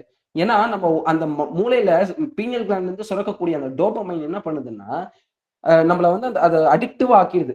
புதுசு புதுசா நான் பார்த்துக்கிட்டே இருக்கணும். அந்த புதுசுன்றதுக்கு வந்து எப்பயுமே ஒரு மவுஸ் இருக்கும். அந்த மாரி தான் உடலுறவின் பொழுதும் புது புது பெண்ணுடன் நம்ம மோகம் செய்ய வேண்டும். இல்ல புது புது ஆணுடன் மோகம் செய்ய வேண்டும் அந்த அந்த மனநிலை வந்து என்ன பண்ணிடுதுன்னா, அந்த ஜெனரேஷனையே வந்து மோசம் பண்ணிடுது. அதனால தான் அந்த ஒருவனுக்கு ஒருத்தின்ற கான்செப்ட்ட கொண்டு வந்து ஒரு மனிதன் வந்து எப்படி டிசிப்ளின்டா வாழ்றது எவ்வளவு முக்கியம் என்பத வந்து உணர்த்துவதற்காக தான் இவ்வளவு அ முறைகள வந்து செய்துகிட்டு இருக்கிறாங்க. சரி அப்ப அளவு என்னடா அப்படின்னு பார்த்தோம்னா, அளவு என்பது ரொம்ப மினிமமா பார்த்தீங்கன்னா, ஒரு ஆணும் பெண்ணும் உடல் உறவில் சமுதாய அங்கீகாரத்துடன், இரு குடும்பத்துடைய சம்மதத்துடன், 2 பேருடைய சம்மதத்துடன் தான் எப்பொழுதுமே வந்து ஒரு அந்த பிள்ளை பெற வேண்டும் என்ற அந்த செயலில வந்து ஈடுபடணும்ன்றது வந்து சொல்லுவாங்க. அப்ப எவ்வளவு நாளைக்கு ஒன்ஸ் அப்படின்னு பார்த்தீங்கன்னா, 15 டேஸ்க்கு ஒன்ஸ்ன்றது வந்து ஹெல்தியா இருக்கக்கூடிய அளவு. 15 நாட்களுக்கு ஒரு முறை விந்தும், நாதமும் வந்து ஒன்று சேருவதோ, இல்ல உடல விட்டு பிரிவதோ ரொம்ப ரொம்ப நல்லது. அப்படியும் இல்ல அப்படின்னு பார்த்தீங்கன்னா, 4 நாள் ரொம்ப குறைந்த வகையில வந்து சொல்றாங்க. அதாவது உடல் ரீதியா பாதிக்கப்படக்கூடாதுன்றதுக்காக 4 டேஸ் மினிமம்னு. 15 நாள்னா வாழ்க்கையே நல்லா நடத்திக்கலாம். அந்த அளவுக்கு இருக்கும். அது ரொம்ப ரொம்ப முக்கியம். அப்புறம் வந்து அ இதுலயே நெறைய முறைகள் எல்லாம் இருக்குது. எப்போ வந்து புணர வேண்டும் அப்படின்றதெல்லாம் வந்து நெறைய சொல்லி வச்சிருக்காங்க. இது எல்லாமே ஆரோக்கியத்தின் அடிப்படையிலும், அடுத்த சந்ததியினர் ஆரோக்கியமாக இருக்க வேண்டும் என்ற அடிப்படையில தான் வந்து இவ்வளவு ஒழுக்க நெறிகள வந்து கொண்டு வந்திருக்காங்களே ஒழிய, இது வந்து அ இன்பமாக இருக்கிறது அப்படின்றதுக்காக அதிக அளவுல செய்யக்கூடிய விஷயம் இது அல்ல. இந்த இந்த ஸ்பிரிச்சுவல் இத வந்து ஒரு ஸ்பிரிச்சுவல் எனர்ஜியா மாத்தணும்ன்றது தான் இத கொண்டு வரதுக்கு தான் ஆன்மீகம் ரொம்ப ரொம்ப இன்றியமையாத ஒன்றாக இருக்கிறது. இன்ஃபாக்ட் நம்ம தவம் செய்யறப்போ நம்ம பிடிக்கக்கூடிய அந்த உஷஸ் முத்திரை தவம் செய்யறப்போ ஒரு சாமிஜி முத்திரை சொல்லிக் கொடுக்குறாரு பாருங்க. அதுவே செக்சுவல் எனர்ஜியா ஸ்பிரிச்சுவலா எனர்ஜியா மாத்துறதுக்காக தான் அந்த முறையா வந்து சுவாமிஜி அவர்கள் நமக்கு சொல்லிக் கொடுத்திருக்கிறாரு. அன்பர்களே, இந்த பெரிதளவுல இந்த மனித குலம் ரொம்ப கஷ்டப்படுற விஷயம் எங்கன்னா, இந்த சென்சுவல் அண்ட் செக்சுவல் கிராட்டிஃபிகேஷன்ல தான். சென்சுவல்னா ஒண்ணும் இல்ல. இப்போ 16 வயசுக்கு அப்புறம் இருக்கிறவங்களுக்கு தான் வந்து இந்த உணர்ச்சி, இந்த உடல் உறவு இதெல்லாமே பொருந்துது. ஆனா அதுக்கு முன்னாடி இருக்கிறவர்களுக்கு என்ன பொருந்தது அப்படின்னு பார்த்தீங்கன்னா, இந்த புலன் உணர்வுகள் இங்க தான் மாட்டிக்கிறாங்க. ரொம்ப நேரம் ஃபோன் பார்க்கிறது, ரொம்ப நேரம் டிவி பார்க்கிறது, ரொம்ப நேரம் பாட்டு கேட்கிறது, ரொம்ப நேரம் ஒருத்தவங்க கிட்ட பேசுறது. எதெல்லாம் உங்கள புலன்வயப்பட வச்சு ரொம்ப நேரம் அதிலேயே இருக்க வைக்குதோ, அது எல்லாமே பிரச்சனைகள். அப்போ அதை எப்படி தடுக்கணும்னா, தவம் ஒன்றுதான் உபயோகமாக இருக்கும். இல்ல 16 வயசுக்கு கீழ தவமே எடுத்துக்க மாட்டாங்களே அப்படின்னு கேட்டா, 8 வயசுல இருந்து இருக்கிறவங்களுக்கு உடற்பயிற்சி சொல்லிக் குடுப்பது நல்லது. அதுக்கும் கீழ பசங்க இருக்காங்கன்னா, பெற்றோர்கள் தான் ஆசிரியர்களாக மாறி, குழந்தைகளை ஒழுங்கமைப்புக்கு கொண்டு வந்துகிட்டே இருக்கணும். சீக்கிரமா படுக்கிறது, சீக்கிரமா எந்திரிக்கிறது, சரியான நேரத்துக்கு சாப்பிடுறது, அளவா சாப்பிடுறது. நல்லா சாப்பிட்டா பையன் புஷ்டியா வளருவான்றதெல்லாம் வந்து சுத்தமான ஒரு பொய். குழந்தைங்க யார் வீட்டுக்கு வந்தாலும் நம்ப அந்த உபசரிப்புன்ற பேர்ல வந்து அப்படி போட்டு நல்லா திணின்னு திணிச்சு விட்டுருவோம். அதனால உடம்பு வந்து நல்லா இருக்காது. உடம்பு வந்து கெட்டு தான் போகும். சரிங்களா? அப்போ அந்த வகையில எது அளவு முறையோ, அத வந்து குழந்தைகளுக்கு சின்ன வயசுல இருந்தே சொல்லிக் குடுக்கிறது ரொம்ப ரொம்ப நல்லது. அதற்காகத்தான் கல்வி நிலையங்கள் ஏற்படுத்த வேண்டும். ஆனா இப்ப இருக்கிற கல்வி நிலையங்கள் எதுவுமே இது எதையுமே போதிக்கிறதில்ல. ஒரு மனுஷன் ஆரோக்கியமா வாழணும்ன்றதையும் போதிப்பதில்லை. ஒரு மனுஷன் வந்து எப்படி சரியாக வாழ வேண்டும், எங்கெங்கெல்லாம் அவன் தடுமாற்றம் ஆகலாம் என்பதெல்லாம் போதிக்கிறதே இல்ல. இப்ப முக்காவாசி பார்த்தீங்கன்னா, போதைக்கு அடிமையாக்கப்படக்கூடிய செயல்கள் எல்லாமே நமக்கு இந்த வயசுலயே ஒரு 6வது, 7வது படிக்கக்கூடிய மாணவர்களே வந்து அதுக்குள்ள ஈடுபட ஆரம்பிச்சுடுறாங்க. குடிக்க ஆரம்பிக்கிறார்கள். புகைப்பிடித்தல் வந்து நடக்க ஆரம்பிச்சிருச்சு. அப்புறம் வந்து பெண்களிடம் அதாவது தன் வயதில இருக்கக்கூடிய அ குழந்தைகளிடமே வந்து தகாத உறவுகள் வைத்துக் கொள்வதில வந்து இதாயிடுச்சு. அதுக்கப்புறம் வந்து ரொம்ப ஆஃபன் ஆயிடுச்சுங்க. இந்த செக்சுவலா இருக்கக்கூடிய விஷயங்கள் எல்லாமே opposite gender attraction, same gender attraction இது எல்லாமே வந்து ரொம்ப இயல்பாக இந்த காலகட்டத்தில மாறி வருகிறது. ஏனென்றால், கல்வி வந்து சரியான ஒரு ஒரு ஒரு ஒரு ஒரு உந்துதல வந்து குடுக்கல இங்க எங்கேயுமே கல்வி. எல்லாருக்குமே வந்து ஒரு ஃபாஸ்ட் பேஸ்ட் லைஃப்க்கு போகறதுனால, பெற்றோர்களுக்கு பிள்ளைகளிடம் அ க ஸ்பெண்ட் பண்ற டைம் சரியா இல்லாம போயிடுச்சு. அதனால பிள்ளைகள் வந்து ஈஸியா தடமாற்றம் ஆகறதுக்கு கூடியான எல்லா வேலைகளும் வந்து நடக்குது. நண்பர்களே. அதனால இப்ப நம்ம வந்து பிள்ளைகளுக்கு எஜுகேஷன் கொடுக்கறது தான் பெஸ்ட். அதுவும் மனவளக்கலை அன்பர்களாக மனவளக்கலை பயிற்சிகளை சிறப்பாக செய்து தானும் அந்த தத்துவங்களாக மாறும் பொழுது பிள்ளைகளை வந்து நம்ம இன்னும் ஈஸியா அவங்களுக்கு கொஞ்சம் கொஞ்சமா சொல்லி புரிய வைக்கிறது ரொம்ப ரொம்ப இன்றியமையாத ஒன்றா இருக்குது. என்னடா இல்ல இவங்க கேட்கவே மாட்டேங்கிறாங்க, நம்ம எதுக்கு இவங்க கிட்ட பேசணும்ன்ற அளவுக்கு நம்ம பின்தள்ளி போறது எல்லாமே நாளைக்கு எதிர்காலத்துல அவங்க செய்யக்கூடிய ஒரு செயலுடைய விளைவாக வரும் பொழுது நாமும் அவங்க கூட சேர்ந்து கஷ்டப்படுறதுக்கான ஒரு வாய்ப்பாக அமைஞ்சிடும். அன்னைக்கு நம்ம கஷ்டப்பட்டு அவங்கள நிறைய விஷயத்துல இருந்து வெளியே மீட்டு கொண்டு வருவதற்கு பதிலா நம்ம இப்பத்துல இருந்தே நல்ல விஷயங்களை சொல்லிக் கொடுக்கிறது ரொம்ப இன்றியமையாத ஒன்றாக இருக்கிறது. அதனால பேரண்டிங் ரொம்ப ரொம்ப முக்கியம். மோர் தென் ஸ்கூல்ஸ் காலேஜஸ் எல்லாம் தாண்டி பெற்றோர்கள் ஆசிரியர்களாக இருப்பது ரொம்ப ரொம்ப முக்கியம். அது வந்து இவங்களுக்கு அந்த 5 அளவு முறையை நெறிப்படுத்துறதுக்கு ரொம்ப உதவிகரமாக இருக்கும். நமக்கு தவம் தத்துவம் அதுக்கப்புறம் வந்து நம்மளுடைய சத்சங்கங்களே நம்மள அந்த 5 அளவு முறையில இருப்பதற்கு நமக்கு உதவிகரமாக இருக்கும் மனவள கலை அன்பர்களுக்கு. அன்பர்களே, அந்த வகையில அடுத்ததாக இந்த உடல் உறவும் வந்து முறை மாறவும் கூடாது, மீறவும் கூடாது. ஒரு தலையணை வந்து போட்டுக்கிறதுக்கு நல்லா இருக்குதுன்றதுக்காக எந்நேரமும் நம்ம தலையணையோடயே சுத்துவோமா அப்படின்னு கேட்டா சுத்த முடியாது. அதே மாதிரிதான் குழந்தை பெறுவதற்காக மட்டும்தான் உடல் உறவில் ஈடுபட வேண்டுமே ஒழிய அந்த 15 நாட்களுக்கு ஒரு முறை அந்த விந்துநாதம் வந்து உடல்ல கழிதம் இருக்கக்கூடாது, அது வந்து தேங்கக்கூடாது, கழிவா தங்கிடக்கூடாதுன்றதுக்காக தான் நம்ம பண்ணணுமே ஒழிய மற்றபடி சும்மா இருக்கக்கூடிய நேரங்கள் இல்ல உணர்ச்சி வயப்பட்டு ஈடுபடுறது வந்து நம்மளுடைய உடல்நிலையும் மனநிலையும் வந்து சீர்கெடுத்து விடும். மனிதர்களுடைய உடல் நலத்தையும் நல்லா பாருங்க. சாமிஜி ஒரு ஆடியோல சொல்றாரு, நாயை எடுத்துக்கங்க, கரடி எடுத்துக்கங்க, சிங்கத்தை எடுத்துக்கங்க, இது ஏதாவது வருடத்துல 365 நாளும் உடல் உறவு கொள்ளுதா குழந்தைகளை பெற்றெடுவதற்கு அப்படின்னு பாத்தீங்கன்னா இல்ல. இப்ப நாய்கள் எடுத்துக்கிட்டோம்னா வெறும் மார்கழி மாசம்னா மார்கழி மாசம் தான். இல்ல எப்போ அதோடைய தட்பவெட்ப சூழ்நிலைகள் வந்து அந்த உடல் உறவு கொண்டு பிள்ளைகளை ஈண்டெடுக்க வேண்டும் என்பதற்கு என்னைக்கு அதுக்கு தோணுதோ அன்னைக்குதான் அது பண்ணும். சும்மா கிடைக்கிற நேரத்துக்கு கிடைக்கிற விஷயங்களோட வந்து அது இது நல்லா இருக்குதுன்றதுக்காக அதுங்க பண்ணவே பண்ணாது. அதனால ஏன் அதை பண்ண மாட்டீங்கன்னா அதுக்கு தன்னுடைய ஆயுட்காலம் குறைவாக இருக்கிறதுனால அதுக்கு தன்னுடைய எந்த அளவுக்கு அந்த ஜீவ வித்து குழம்பை உடல்ல வந்து தேக்கி வச்சுக்கணும்ன்றது வந்து அதுக்கு தெரியுது. அதனால அது வீண் விரயம் பண்ணாது எப்பயுமே. சாப்பாடு கூட எவ்வளவு வேணா போடுங்க, அளவா சாப்பிட்டுட்டு ஓரமா போய் உட்காந்துக்கும். இனி இப்ப குரங்குகளுக்கு நீங்க போட்டீங்கன்னா அதிகமா சாப்பிட்டு ஸ்டோர் பண்ணி வச்சுக்கோ. எதுக்கு? தன்னுடைய பிள்ளைகளுக்கு போய் கொடுக்கறதுக்கு. அப்ப எதுவுமே வந்து அளவு முறை மாறியும் மீறியும் செய்யாது. எல்லாமே எக்ஸாக்டா எவ்வளவு வருஷம் வாழணுமோ அவ்வளவு வருஷம் வாழ்ந்துட்டு செத்து போயிடும். ஆனா மனிதர்கள் தான் வந்து அதோடைய உண்மை தத்துவத்தை புரியாமல் அதிக அளவுல 40 வயசுல வந்து காலம் இருக்கும் பொழுதே வந்து காற்று இருக்கும் பொழுதே தூற்றிக்கொள்ளுன்றதை புரியாம என்ன பண்ணிடுறோம், அதிக அளவுல அதை வேஸ்ட் பண்ணிட்டு எல்லாருமே வந்து ஒரு 80 வயசு வரைக்கும் அப்புறம் ரொம்ப கஷ்டப்படுறது, தானும் கஷ்டப்பட வேண்டியது, நோய்வாய்ப்பட்டு பிறகு நம்மளுடைய குடும்பத்தாரையும் வந்து நம்மள பாத்துக்கிற அளவுக்கு வந்து ஒரு பாரமாக ஏற்றிக்கொள்வது. அப்புறம் அந்த 80 வயசு வரைக்கும் நிம்மதியா இருக்கிறோமா அப்படின்னு பார்த்தா அதுவும் இல்லை. நான் உங்களுக்கு எல்லாம் ஒரு பாரமா இருக்கேன், நான் இப்பவே போயிட்டா நல்லா இருப்பேன் அப்படின்றத வேற சொல்லுவாங்க எல்லாருமே. நண்பர்களே, இது எல்லாமே அந்த 40 வயசு வரைக்கும் எந்த அளவுக்கு நம்ம ஜீவ வித்து குழம்பு விரயம் செய்யாம வச்சுக்கிறோமோ அந்த அளவுக்கு ரொம்ப ரொம்ப நல்லது. அப்ப அந்த ஜீவ வித்து குழம்பு விரயம் செய்யாம வச்சு எங்க விரயம் ஆகுதுன்றது தெரியணும் நம்மளுக்கு. அதுக்குதான் இந்த 5 அளவு முறை. இந்த 5 அளவு முறை கடைபிடிக்காதப்பதான் இந்த ஜீவ வித்து குழம்பு வந்து விரயமாகிறது. அதனாலதான் வேதாத்ரி மகரிஷி இந்த 5 அளவு முறை மிக மிக அவசியம். இந்த 5 அளவு முறையை கடைபிடிப்பதற்கு காயக்கல்பம் மிக மிக அவசியம் என்பதை சொல்கின்றார். இப்ப கடைசியில இருக்கிறது எண்ணம். எண்ணமும் அளவு முறையில நல்ல எண்ணங்கள் இருக்கிறதுனால நான் நல்லதையே நிறைய யோசிக்க போறேன்றதுனால எண்ணம் வயப்படும் பொழுது உடம்புல இருக்கக்கூடிய ரசாயன மாற்றங்கள் ஏற்பட ரசாயன மாற்றங்கள் ஏற்படுதுனாவே ஜீவகாந்தம் செலவாகுதுன்னு அர்த்தம். ஜீவகாந்தம் செலவாகுதுனாவே உயிர் சக்தியோட எண்ணிக்கை குறையுதுன்னு அர்த்தம். உயிர் சக்தியோட எண்ணிக்கை குறையுதுனாவே ஜீவ வித்து குழம்பு விரயமாகுதுன்னு அர்த்தம். ரொம்ப சிம்பிள். ஜீவ வித்து குழம்பு விரயம் ஆயிடுச்சுன்னா மீண்டும் உடல்ல இருந்து அது வெளியேற்ற வேண்டும். ஒண்ணு வெளியேற்றணும்ன்ற உந்துதல் ஏற்படும், இல்லைன்னா அது கழிவாக உடம்புல இருந்து வெளியேறி கொண்டே இருக்கும். ரீசைக்ளிங் நடக்கவே நடக்காது. ஆக எண்ணங்களும் நமக்கு அளவு முறையில இருக்கணும். எந்த அளவு என்றால் என்ன, முறை என்றால் என்ன? அளவு என்பது தேவைக்குன்னு எண்ண சக்தியை பிரயோகப்படுத்திக்கணும். நம்ம கட்டுப்பாடுக்குள்ள அந்த எண்ணங்கள் இருக்கணும். இது தவம் செஞ்சாதான் வரும். இல்ல அந்த எண்ணங்கள் ஏற்படுத்தக்கூடிய சீர்குலைப்பு ஏதாவது கெட்டது நடத்த போகுதுன்னா அந்த மாதிரி எண்ணங்கள் அப்ப அவேர்னஸ்லயே இருக்கணும். அதுக்கு தவம் ரொம்ப ரொம்ப உதவிகரமாக இருக்கும். முறை என்பது எண்ணத்துல முறை என்பது எப்படி அப்படின்னு பாத்தீங்கன்னா தனக்கோ பிறருக்கோ தற்காலத்திலோ பிற்காலத்திலோ உடலுக்கோ உயிருக்கோ துன்பமில்லாத எண்ணங்களை எண்ணுதல் மிக மிக அவசியம். அப்படி எண்ணக்கூடிய எண்ணங்களும் அளவாக இருப்பது மிக மிக அவசியம். ஒவ்வொரு எண்ணமும் வந்து எந்த காரணத்தினால எழுதுன்னு உங்க எல்லாருக்குமே தெரியும். ஒண்ணு தேவை, பழக்கம், பிறர் மன தூண்டுதல், சூழ்நிலை, அதுக்கப்புறம் வந்து கருவமைப்பு, அதுக்கப்புறம் தெய்வீகம். இந்த 6 காரணங்களால எண்ணங்கள் வருது. இந்த 6 காரணங்களாக வரும் எண்ணங்கள் அனைத்துமே நம்ம உடலில் இருக்கக்கூடிய ரசாயன மாற்றங்களை ஏற்படுத்துது. ஒவ்வொரு எண்ணமும் ஒண்ணுமே இல்லை. எது இறுக்கி சுருக்கி இருப்பாக கருமையத்துல இருக்கிறதோ அதுதான் மீண்டும் விரிக்கப்பட்டு பிரெயின் செல்ஸ் வழியா தாட்ஸா நம்மளுக்கு மேக்னிஃபை ஆகுது. இந்த தாட்ஸா மேக்னிஃபை ஆகுறது அந்த தாட்ஸோட நம்ம ஒரு அட்டாச்மெண்ட்ல இருக்கிறப்ப என்ன பண்ணிடும்னா நம்மளுடைய 7 கிளான்ஸ்லயுமே 6 கிளான்ஸ்லயுமே வந்து ரசாயன மாற்றங்களை ஏற்படுத்தி அது உடல்ல இருக்கக்கூடிய உடலுடைய ஃபங்க்ஷன்ஸை ஒண்ணு கெடுக்கும், இல்லைன்னா கூட்டும்.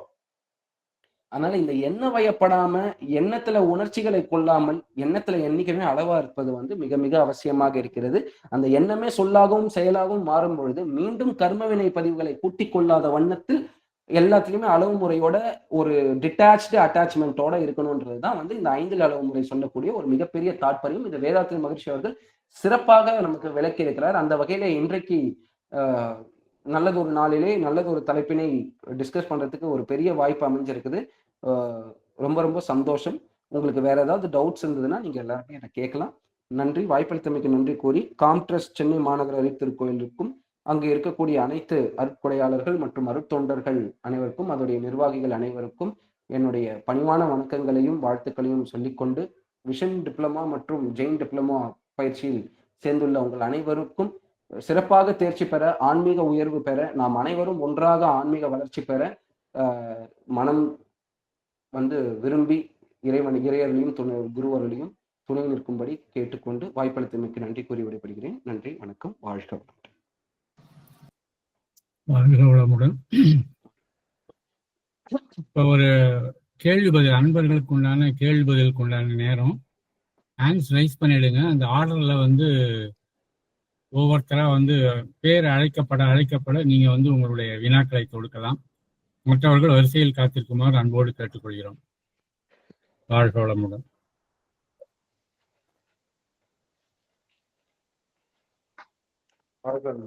ஏற்கனவே 2 பேரும் ஹேண்ட் ரைஸ் பண்ணிருக்காங்க.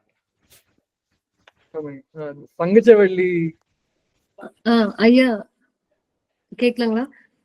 சொல்லுங்கம்மா. வாழ்க வளமுடன். இருக்க குழந்தைங்களுக்கு எல்லாம் வந்து எக் வந்து கண்டிப்பா கொடுக்கணும், அதுதான் புரோட்டீன். நான் பேசிக்கலி வெஜிடேரியன். என் குழந்தைக்கு உடம்பு சரியில்லாதப்ப வந்து எக்காவது கண்டிப்பா கொடுக்கணும், அதுதான் நல்லது புரோட்டீன், அது கொடுத்தாதான் ஆரோக்கியமா அப்படின்றது கொஸ்டின். ஓகேங்கம்மா. சாமிஜி வந்து எக் சாப்பிடுறது தப்பு இல்லைன்னு சொல்லி இருக்கிறாரு. அதனால எக் எல்லாம் நீங்க கொடுக்கலாம், ஒன்றும் தப்பு இல்லை. ஓகே. இல்ல ரொம்ப பழக்கப்படுத்தி அது இல்லாம வாழ முடியாதுன்ற அளவுக்கு மாத்திட வேண்டாம். நாங்க இல்லாம இருக்கோம், நாங்க மாறணுமான்றது கொஸ்டின். இல்ல, இப்ப யாருக்கு தேவையோ அவங்க மாறிக்கிட்டோம், அவ்வளவுதான். இப்போ குழந்தைக்கு வேணும்னா நீங்க குழந்தைக்கு கொடுக்கறதோட அதை வச்சுக்கிறது நல்லது. இல்ல இப்போ உங்களுக்கு அதுல பெரிதளவுல ஒரு ஈடுபாடு இல்லைன்னா நீங்க எடுத்துக்காம இருக்கலாம். ஆனா யாருக்கு தேவையோ அவங்க சாப்பிடுறதுல ஒன்றும் தப்பு இல்லாம. இல்ல, அதான் சொல்றேன்ல, சுவாமிஜி வந்து உங்களுக்கு எது வேணுமோ அதை செஞ்சுக்கங்கன்னு சொல்றாரு. எதுவுமே இது பண்ணாதீங்க பண்ணுங்க அப்படின்றது சொல்லல. ஆனா ஆன்மீக வளர்ச்சிக்கு சிலது தேவைப்படுது, சிலது தேவைப்படாது. ஆனா முட்டை அதுல வந்து எந்தவித ஒரு பிரச்சனையும் வந்து ஏற்படுத்தாது. அதனால நீங்க தாராளமா குழந்தைக்கு ஒரு வளர்ற பீரியட் வரைக்கும் நீங்க முட்டையை கொடுக்கலாம். காயக்கல்பம் சரியான வயசுல நீங்க சொல்லி கொடுக்குறப்போ சுவாமிஜி என்ன சொல்றாருன்னா, அந்த சப்த தாதுக்களும் பிரியறது காயக்கல்பமே உள்ள ஒரு மாமருந்தா இருந்து கவனிச்சுக்கும். அதனால உடம்புக்கு என்ன தேவையோ அது நின்றுடும், எது தேவையில்லையோ அது நடக்காது அப்படின்றது வந்து சுவாமிஜி அவர்களே சொல்றாரு. இது சாப்பிடுற உணவுல இருந்தே மாத்திக்கோன்னு சொல்றாரு, எல்லா சத்து பொருளையும். சோ அதனால அப்பா வந்து குழந்தைக்கு அது தேவை இருக்காது. இப்ப வளர்ற பீரியட் இருக்கிறதுனால நீங்க அதை யோசிக்காம கொடுக்கலாம். இது ஒன்றும் தப்பு இல்லை. வாழ்க்கை நன்றிங்க. ஆனா அளவு பாத்துக்கோங்க, நிறைய முட்டை வேண்டாம். சில பேருக்கு அந்த கரு ஜீரணமாகும், ஜீரணமாகாது, சில பேருக்கு ஆகும். அதுக்கேற்ற மாதிரி நீங்க பாருங்க. எல்லாம் ட்ரையல் அண்ட் எரர் தான். பார்த்துட்டு அடுத்தது வேற யாரு? நெக்ஸ்ட் ஈஸ்வரி. ஈஸ்வரியமா, வாழ்க்கை.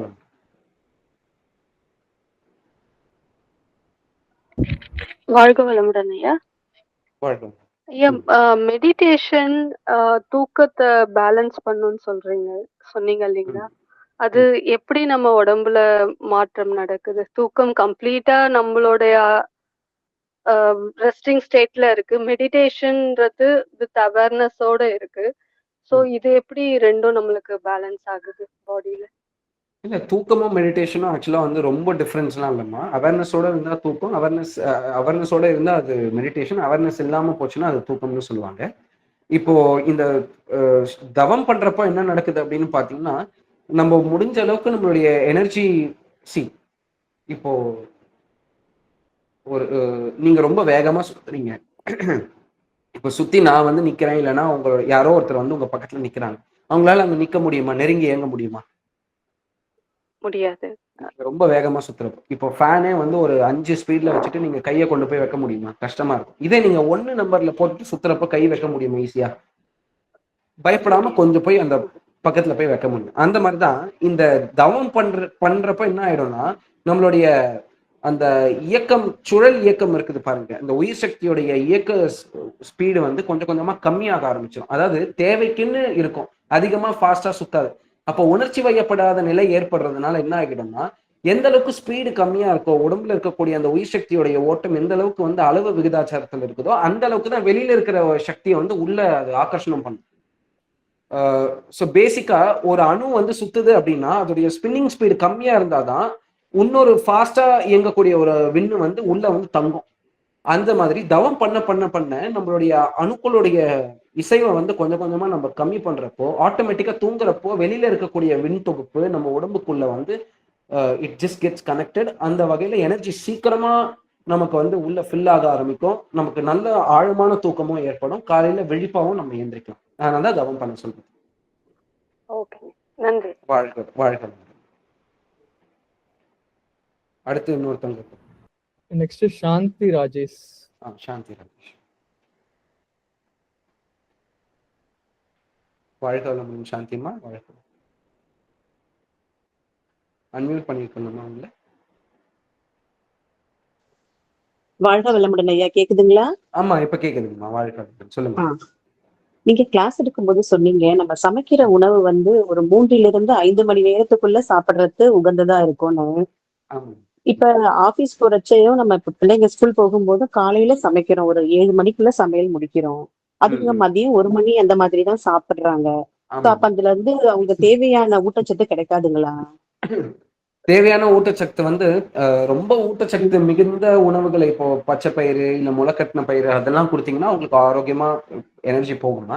ஆனா இந்த 5 hours மேல ஆகுறது வந்து சும்மா மாவு சத்தா தான் போய் சேருமே வழிய மிகப்பெரிய அளவுல வந்து அந்த எனர்ஜி கொடுக்காதுமா. ரொம்ப ட்ரைனிங்கா தான் இருக்கும். சாப்பிட்டுட்டு இப்ப நம்ம எவ்வளவு பேருக்கு வந்து எனர்ஜெட்டிக்கா ஃபீல் பண்றோம்னு நினைக்கிறீங்க? 75% we feel tiredness தான். ஸோ ஃபுட்டுன்றது வந்து நமக்கு அதிக அளவுல அந்த பிராணசக்தி அதிகமா இருக்கணும். அதுல அது மேக்சிமம் 5 hours அப்புறம் வந்து அது நிலைக்கிறது இல்லை. அதனால பரவாயில்ல, முடிஞ்ச அளவுக்கு நம்ம கொஞ்சம் இயற்கை வகையான உணவுகளை அதை மறுபடியும் நீங்க எப்படி சொல்றது, ரீடிஸ்ட்ரிபியூட் பண்ற மாதிரி உணவுகள் தரலாம் நம்மங்கிறதுக்கு தான். கண்டிப்பா பச்சை பயிர் கொடுக்கலாம், முளைக்கட்டின பயிர் கொடுக்கலாம், முளைக்கட்டின பயிர் கொடுக்கலாம். அந்த மாதிரி எது ரொம்ப பிராணசக்தி மிகுந்ததோ அது எல்லாமே கொடுக்கலாமா. குக்டு ஃபுட்ஸை வந்து கொஞ்சம், ஃபார் எக்ஸாம்பிள் இப்போ பிரேக் பீரியட்லாம் உங்களுக்கு ஃப்ரூட்ஸ், ஃப்ரெஷ் ஃப்ரூட்ஸ் வந்து கட் பண்ணாம அப்படியே கொடுக்கறது. ஃபார் எக்ஸாம்பிள் ஆப்பிள்னா முழு ஆப்பிள் அந்த மாதிரி கொடுக்கறது வந்து கொஞ்சம் அந்த பிராணசக்தியை வந்து ரிட்டைன் பண்ணும். பெரிதளவு இல்லைன்னா சரிங்க. இப்ப இந்த வாழைப்பழம் நம்ம தோல் விரிக்காம முழுசா அந்த மாதிரி அப்படியே முழுசா. ஆமா, எக்ஸாக்ட்லி. சரிங்க ஐயா, ரொம்ப நன்றி ஐயா. வாழ்க வளமுடன். வாழ்க வளமுடன். அடுத்து என்னோட கொஸ்டின். ஐயா வாழ்க வளமுடன், சொல்லுங்க. இப்ப வந்து நான் தாங்க உங்ககிட்ட டவுட் கேட்கணும்.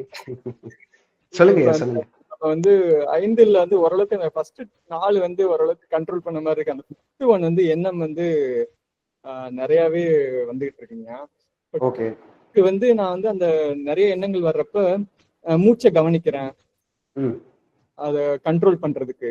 அதுக்கு ஏதோ ட்ரிக் சொல்லுங்களேன், எப்படி வந்து நம்ம எண்ணங்கள் வந்து ஐயா நான் சொல்ல. ஓகே, இப்போ வந்து எந்த மாதிரியான எண்ணங்கள் எழுதுன்றது வந்து பார்த்துக்கோங்க.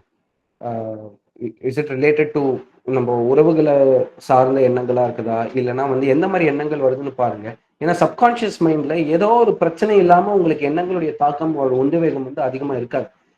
சரிங்களா? அதனால அது என்ன ப்ராப்ளமா இருக்குமான்றத முதல்ல பாருங்க. அந்த எண்ணம் ஏற்படுறப்போ உங்களுடைய மனசுல எந்தவித குணமாற்றங்கள் ஏற்படுதுன்றத பாருங்க. இப்ப பொறுத்து கொள்ள முடியாத அளவுக்கு உங்களுக்கு ஒரு கஷ்டமோ, சோகமோ, வருத்தமோ, இல்ல கோபமோ இந்த மாதிரி ஏதாவது வந்ததுன்னா அந்த எண்ணத்தை எடுத்து ஆராய்ஞ்சு அதை ஒரே இடத்துல வந்து முடிச்சு கட்டுறதுதான் வந்து அதுக்கு உண்டான ஒரே வழி. நீங்க இப்ப எவ்வளவுதான் மூச்சுல கவனம் செலுத்தினாலும், எவ்வளவுதான் தவம் பண்ணாலும், அது எல்லாமே நம்ம ஆராயாம இருக்கிறப்போ அது என்ன ஆயிடும்னா மறுபடியும் காலத்துக்கும் சமயத்துக்கும் ஏற்ற மாதிரி மறுபடியும் வந்து மேல பாப்பப் ஆகலாம் ஆரம்பிக்கும். ஸோ என்னை பொறுத்த வரைக்கும் எண்ணம் ஆராய்தல் செய்யறது ரொம்ப ரொம்ப அவசியம். பொருத்தமில்லாத உணர்வுகள் வரப்போ, இல்லை எனக்கு ரேண்டமா ஏதோ ஒரு தாட்ஸ் வருது அப்படி இப்படின்னு வருது அப்படின்னு பாத்தீங்கன்னா மூச்சை கவனிக்கிறது ஒரு நல்ல மெத்தடு. அப்புறம் வந்து நெற்றியிலே உச்சியிலே ஞாபகமா இருன்னு சொல்லுவார் சுவாமிஜி. எப்பெல்லாம் முடியுதோ நீங்க துரியத்திலையும் ஆகினிலையும் மாத்தி மாத்தி நீங்க அந்த தவ உணர்வுலயே இருக்கிறது ரொம்ப நல்லா இருக்கும். சாந்தி யோகத்துல இருக்கிறப்போ நல்லா இருக்கும். இதுல ஒரு அஸ்வினி முதிரையை வந்து சும்மா இருக்கிறப்போ எப்பப்பெல்லாம் எண்ணங்கள் பொருத்தமில்லாத எண்ணங்கள் வருதோ அப்பெல்லாம் நான் அஸ்வினி முதிரை போட்டுப்பேன் அப்படின்றத வந்து மேல் பதிவா செஞ்சு நீங்க அப்பப்போ அஸ்வினி முதிரை போட்டுக்கிறது. இந்த மாதிரி ஆன்மீகம் சார்ந்த விஷயங்கள் எக்ஸ்ப்ளோர் பண்றதுக்கு, பாடியை ரிலாக்ஸ்டா வச்சுக்கிறதுக்கு நீங்க என்னென்ன பண்ண முடியும் அதெல்லாம் பண்ணலாம். இல்ல எனக்கு ஏதாவது ஒரு ப்ராப்ளமேட்டிக்கா இருக்குது இந்த தாட்ஸ், எனக்கு கஷ்டமா இருக்குது, என்னுடைய உணர்வுகளை தூண்டுற விதத்துல அது வருது அப்படின்னு நினைச்சீங்கன்னா எண்ணத்தை எடுத்து ஆராய்ஞ்சு எந்த நபரோட அந்த எண்ணம் தொடர்பு இருக்குமோ அது எல்லாத்தையுமே நீங்க தீர்த்து விடுறது தான் ரொம்ப நல்லதே தவிர, அதுக்கு நீங்க எந்த ஒரு காம்பன்சேஷன் பண்ணாலுமே அது வந்து உங்க கருமையத்துல இருந்து அது வெளியே போகாது. மீண்டும் மீண்டும் அது வந்து கொண்டே இருக்கும். அதுல இருந்து எஸ்கேப் ஆகிற மாதிரி தான் இருக்குமே தவிர அதை வந்து நம்ம சால்வ் பண்ண ஒரு சாட்டிஸ்ஃபேக்ஷன் வந்து நமக்கு கிடைக்காது. அதனால இதுல எந்த முறையில அது வருதுன்றதை பார்த்துட்டு you take a decision on what you have to. இப்ப இந்த எண்ணம் வந்து பார்த்தோம் அப்படின்னா சிந்தனையாக தான் வந்து நிறைய யோசனை வருது. இப்ப நம்ம சப்ஜெக்டே எடுக்கிறோம், அந்த சப்ஜெக்டுக்குள்ளேயே வந்து நிறைய யோசிச்சுக்கிட்டே இருக்கிறது. ஓகேங்களா? எனக்கு அந்த தாட்ஸ் வந்து நிறைய இல்ல, பட் சப்ஜெக்ட் எடுத்து சப்ஜெக்டுக்குள்ளேயே வந்து நிறைய நேரம், இப்ப நம்ம அளவுலயே பார்த்தோம்னா அதிகம் வேண்டாம்ன்றப்ப ரொம்ப நேரம் சப்ஜெக்டே வந்து திங்க் பண்ணிட்டே இருக்கிறப்ப. இல்ல அப்ப எதுக்காக திங்க் பண்றீங்க? சப்ஜெக்ட் பத்தி எதுக்காக திங்க் பண்றீங்க? இன்னும் அதுல ஒரு டெப்த் ஆஃப் நாலேஜ் கிடைக்குது. கரெக்டா? ஒரு அண்டர்ஸ்டாண்டிங் வேணும்ன்றதுக்காக நீங்க யோசிக்கிறீங்க, அப்படிதானே? Yes yes. ஓகே. இப்போ எப்போ தெரியுமா நமக்கு இது மட்டும் நீங்க மனசுல வச்சுக்கோங்க. ஏன்னா எனக்கும் இந்த ப்ராசஸ் நடந்தது ஒரு பாயிண்ட்ல, இப்போவும் நடந்துகிட்டு தான் இருக்கு. ஆனா அது எப்படி நான் வந்து மேனேஜ் பண்றேன் அப்படின்றத சொல்லிடுறேன். The more you think, the more the knowledge will go out of your hands. So எப்போ வந்து நம்ம சரண்டரன்ஸுக்கு வரமோ, எப்போ வந்து நான் என்ற உணர்வு இல்லாம நம்ம யோசிக்காம இருக்கிறப்பதான் வந்து சிந்தனை இருக்கலாம். அது தேவைப்படுற நேரத்துல அந்த சிந்தனையை கொடுத்துட்டு அதுக்கப்புறம் அதோட அட்டாச் ஆகாம அதுல ரொம்ப டீப்பா போகாம அதுக்கப்புறம் தவத்துல நம்ம உட்கார்றப்போ எந்த அளவுக்கு இறைநிலை தவம், துரியாதீத தவம்லாம் நம்ம பண்ண நம்ம இவ்வளவு நாள் ஒரு எண்ணமும் போட்டு வச்சிருப்போம் இல்லையா, அதுக்கான பதில்கள் உணர்வாகவே நமக்கு வர ஆரம்பிச்சிடும். So I feel only in surrenderance we will be gaining knowledge, not when we are thinking. நான் இதை யோசிக்கிறேன்னு நினைக்கிறப்ப நமக்கு அது வராது. இது வந்து என்னுடைய பர்சனல் லைஃப்ல எனக்கு இந்த மாதிரி நடந்திருக்கிறதுனால நான் இதை உங்களுக்கு சஜஸ்ட் பண்றேன் இல்லையா. சரிங்க, நன்றிங்க. வாழ்க வளமுடன். நெக்ஸ்ட் சுப்பையா ஹேண்ட் ரைஸ் பண்ணாருங்க. ஐயா ஐயா வாழ்க வளமுடன். வாழ்க வளமுடன் ஐயா. வாழ்க ஐயா, ரொம்ப நன்றி. உங்களோட போர்ச்சுகீஸ் மன்றத்துல நான் ரெகுலரா பாக்குறேன், ரொம்ப சந்தோஷம். வாழ்க வளமுடன். எனக்கு 2 கொஸ்டின் ஐயா. சொல்லுங்க ஐயா. நான் ஆக்சுவலா ரிட்டையர்டு பர்சன். உழைப்பு பத்தி பேசணும் இல்லையா? சர்வீஸ்ல இருக்கிற நல்ல உழைப்பு இருந்தது. இப்ப சர்வீஸ் முடிஞ்சோடனே நம்ம மன்றத்துல டெய்லி காலையில எக்ஸசைஸ் பண்ணிடுறோம், அது மாத்திரம் போதுமா? ஐயா என்ன ஏஜ் ஆகுதுங்க உங்களுக்கு? 63 வயசு ஆகுது ஐயா. வெறும் உடற்பயிற்சி மட்டும் போதுங்க. ஒண்ணு. சரி, ரொம்ப நன்றி ஐயா. 2வது எண்ணம் பற்றி கேட்கத்தான் வந்தேன். அதுக்குள்ள ஐயா கேட்டாங்க, அதுல பாதி முடிஞ்சு. நீங்க சொன்னீங்க இந்த மாதிரி எண்ணத்தை ஆராயணும் அப்படின்னு சொன்னீங்க, ஒரு முடிச்சு போட்டு வச்சிரு அப்படின்னு சொன்னீங்க. கொஞ்சம் இப்ப நம்மளே சொல்றோம், உங்களுக்கு எனக்கு உள்ள அனுபவத்தை. நம்ம மன்றத்துல இருந்து நல்லா தவம் பண்ணிட்டு அழகா வெளியில வரும்போதே நம்ம போக்குவரத்துலயே நம்ம கொஞ்சம் டிஸ்டர்ப் ஆகுறது. அப்பயே நம்மளோட இது நம்ம உணர்ச்சி வசப்பட்டுருவோமா என்னன்னு தெரியல. அதுக்கு ஒண்ணு 2வது அது ஒண்ணுமே ஐயா. 2வது, இப்போ நம்ம சுற்று நம்மளோட என்விரான்மெண்ட், நம்ம உறவு முறைகள், அவங்க சேர்ந்து நமக்கு சில தொந்தரவு வருது. கொஞ்சம் டிஸ்டன்ஸ் ரிலேட்டிவ்னா நீங்க சொன்ன மாதிரி அவங்க தவிர்க்கிற மாதிரியோ, அவங்கள வாழ்த்திக்கிட்டே இருந்து தவிர்க்கிறோம். ரொம்ப க்ளோஸ் ரிலேட்டிவ், நம்ம மனைவியோ நம்ம குழந்தைகளோ அப்படி இருக்கும்போது அவங்க ஏதோ பாதிக்கும் போது அது மாதிரி எண்ணங்கள் வரும்போது அவங்கள என்ன வாழ்த்தியே நம்ம சரி பண்ணிக்கலாமா? அது என்ன? வாழ்த்துன்றது வந்து கண்டிப்பா ஒர்க் அவுட் ஆகுங்க. நல்ல முறையில வாழ்த்தே வந்து ஒர்க் அவுட் ஆகும். ஆனா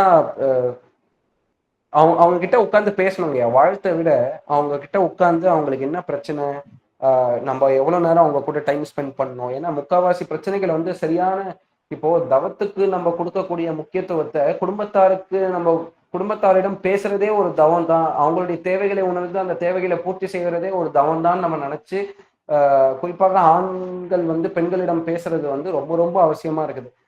சுவாமிஜியே சொல்றாரு, வீக்லி ஒன்ஸ் ஃபேமிலியோட எல்லாருமே எங்கேயாவது ஒரு இடத்துக்கு ஒன்னா வெளியே போயிட்டு வாங்க, ஒரு பீச்சுக்கோ ஒரு சினிமாக்கோ எங்கேயாவது ஒன்னா போயிட்டு வாங்க. ரொம்ப மைண்ட் ஸ்ட்ரெஸ் எடுத்துக்காதீங்க, ஃபேமிலிக்கான டைம்ல ஃபேமிலியை ரொம்ப நல்லா பார்த்துக்கோங்க அப்படின்றதெல்லாம் சொல்றாங்க. அதனால நம்ம வீட்டுல இருக்கிறோம், வீட்டுல அவங்களுக்கான வேலைகள் செய்து தர்றது மட்டும் இல்லை, அவங்களோட உணர்வுகளை மதிச்சு நம்ம அவங்க கூட பேசுறதுமே நிறைய இடத்துல வந்து அந்த ப்ராப்ளம்ஸை சால்வ் பண்ணும். எனக்கு எதனால நீங்க அதை சொல்றீங்கன்னு தெரியல, பட் என்னை பொறுத்த வரைக்கும் நீங்க கொஞ்சம் வாழ்த்துறது வந்து ஒரு பக்கம் இருக்கட்டும், அது காலையில நைட்டு பேசுறப்போ எந்த பிரச்சனையும் வந்துடக்கூடாதுன்றதுக்காக வேணா வாழ்த்துங்க. ஆனா பேசாம இருந்தே வாழ்த்துனா சரியாயிடும் நினைக்கிறது வந்து நமக்கு அது சரியான தீர்வு கொடுக்காது. அதனால அவங்களோட எந்த அளவுக்கு மனம் வந்து மனமாற்றம் கொண்டு பேச முடியுமோ அந்த அளவுக்கு பேச பாருங்க. அவங்களுடைய தேவைகளை பூர்த்தி செய்யணும், அவங்களுக்கு என்ன பிரச்சனைன்றது நீங்க மனசை விட்டு பேச பாருங்க. நன்றி ஐயா. வாழ்க வாழ்க வளமுடன். வாழ்களுடன் நெக்ஸ்ட் சுதர்சன். சுதர்சன் வாழ்க. வாழ்க வளமுடன் அர்ஜுன். வாழ்க வளமுடன் ஐயா. நல்லா இருக்கீங்களா ஐயா? எனக்கு ஒரு சின்ன டவுட் இருக்கு. எனக்கு கோல் ஓரியன்டாவே பிராக்டிஸ் பண்ணி இந்த மெடிடேஷன் இருந்தாலும் என்ன பண்ணாலுமே வாட் நெக்ஸ்ட் நான் வந்து mostly on professional side or on family சைடோ எதுவாக இருந்தாலுமே ஒரு கோல் சீக்கிங் மென்டாலிட்டிலே இருக்கும். நார்மலா நெக்ஸ்ட் மூவ் பண்ணிட்டே இருக்கணும் அப்படின்னு சொல்லிட்டு. ஸோ என்னோட டாவோ ப்ராக்டிசஸ்லயோ இல்லை லா ஆஃப் அட்ராக்ஷன்லயோ you declare and then you manifest அப்படிங்கிற ஒரு கொஞ்சம் ஏர்லி டேஸ்லயே எனக்கு அந்த ஒரு ட்ரைனிங் வந்துருச்சு. அதனால என்ன பண்ண மெடிடேஷன் இருந்தா எழுதி வைப்பேன். பட் அது கண் கூட நடக்கிறதையும் பார்க்கறேன். எழுதுனா மைண்ட்ல இருந்து வெளியே வந்துச்சுன்னா ஒரு லாக் புக்ல then it gets its attention. அது கண்டினியூ பண்ணலாமா இல்ல is it too much of thinking? அது எனக்கு தெரியல. நீங்க சொன்னது in which way it affects your relationship with yourself and as well as your family ன்றத நீங்க பாருங்கய்யா. அந்த மாதிரி நீங்க கோல் செட் பண்றப்போ if it is really problematic for you as well as your family, it's better that you change your goals. எனக்கு தெரிஞ்சு அருட்பேராற்றல் கருணைனா உடல் நலம், நீளாவே, நிறை செல்வம், முயற்புகள், மெய்ஞானம், இந்த 5த்தையுமே நீங்க கோலா வச்சுட்டு இதுக்கு பேஸ் பண்ணி நீங்க ஒரு வேலை செய்யறது பெஸ்ட் இல்லையா? The more of anything is good for nothing. ஆப்வியஸா உங்களுடைய அனுபவத்துல இப்போ எனக்கு அனுபவம் ரொம்ப கம்மி உங்களெல்லாம் கம்பேர் பண்றப்போ. பட் ஆனா உங்களுக்கு ஆல்மோஸ்ட் நிறைய இடத்துல வந்து நீங்க அதை ஃபீல் பண்ணியிருப்பீங்க. ரொம்ப ரொபோட்டிக்காவும் அது மாறிடக்கூடாது. your human touch should be there, and your family is the best space where உங்களுடைய குடும்பம் தான் அதை ப்ராப்பரா கவர்ன் பண்ணி நீங்க சரியான ட்ராக்ல போறீங்களா இல்லையான்றது உங்களுக்கு அது காமிக்கும். அதனால என்னை பொறுத்த வரைக்கும் என்கிட்ட இந்த கேள்வி கேட்டீங்க இல்லையா, இதை உங்க ஃபேமிலி மெம்பர்ஸ் எல்லாரையும் உட்கார வச்சு நீங்க கேட்டீங்கன்னா அவங்க என்ன பேசுறாங்கன்றதை வச்சு you can get idea in which way you are டிராவலிங்ன்றது.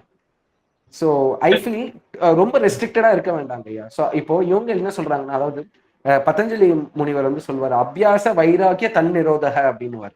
அதாவது செய்யக்கூடிய பயிற்சி யோக சாதனங்கள் மேலேயே வந்து பற்று இருக்கக்கூடாதுன்னு. நான் நிறைய பண்ணணும், இவ்வளவு நேரம் உட்காரணும், ஒரு 5 மணி நேரம் இன்னைக்கு நான் தவம் பண்ணிடணும், அதுவே வந்து அந்த பற்றே நம்ம பயிற்சியில இருக்கக்கூடிய பலன்களை நம்மள அண்ட விடாம தடுத்துரும். ஸோ ஜஸ்ட் பி ரிலாக்ஸ் ஐயா. ஒரே ஒரு லைஃப் தான் இருக்கு நமக்கு. So I request you to talk with ஃபேமிலியோட கொஞ்சம் டைம் ஸ்பெண்ட் பண்ணுங்க. அவங்க இல்ல அதுல குறைவு இல்ல, எனக்கு நெகட்டிவான விஷயங்களும் இல்ல. நான் கேட்க வந்தது என்னன்னாக்கா, இல்ல ரிஜிடா இருக்க வேண்டாங்க in that case. Don't be so rigid. உங்களை ரொம்ப அது லேசி ஆக்குது, நீங்க ப்ரொக்ராஸ்டினேட் பண்ற அளவுக்கு மாற வைக்குது, கோல் இல்லாம இருக்கிறதுனா நீங்க கோலோடயே இருங்க. கோல் மேல ரொம்ப பற்றாவும் இருக்காது. அதுதான் அது போதும். வாழ்க்கை எனக்கு தெரிஞ்ச ஐயாக்கு ஆல்ரெடி இதோட விடை தெரியும், பட் ஒரு ரீகன்ஃபர்மேஷன் மாதிரி தான் கேட்டிருப்பாருன்னு நினைக்கிறேன். ஓகே, சம்படி ஒருத்தர் மெசேஜ்ல யாரோ ஒருத்தர் கேள்வி கேட்டிருக்காங்கன்னு நினைக்கிறேன். How to overcome stress eating or due to habit formed? Guide பண்ண சொல்றாங்க.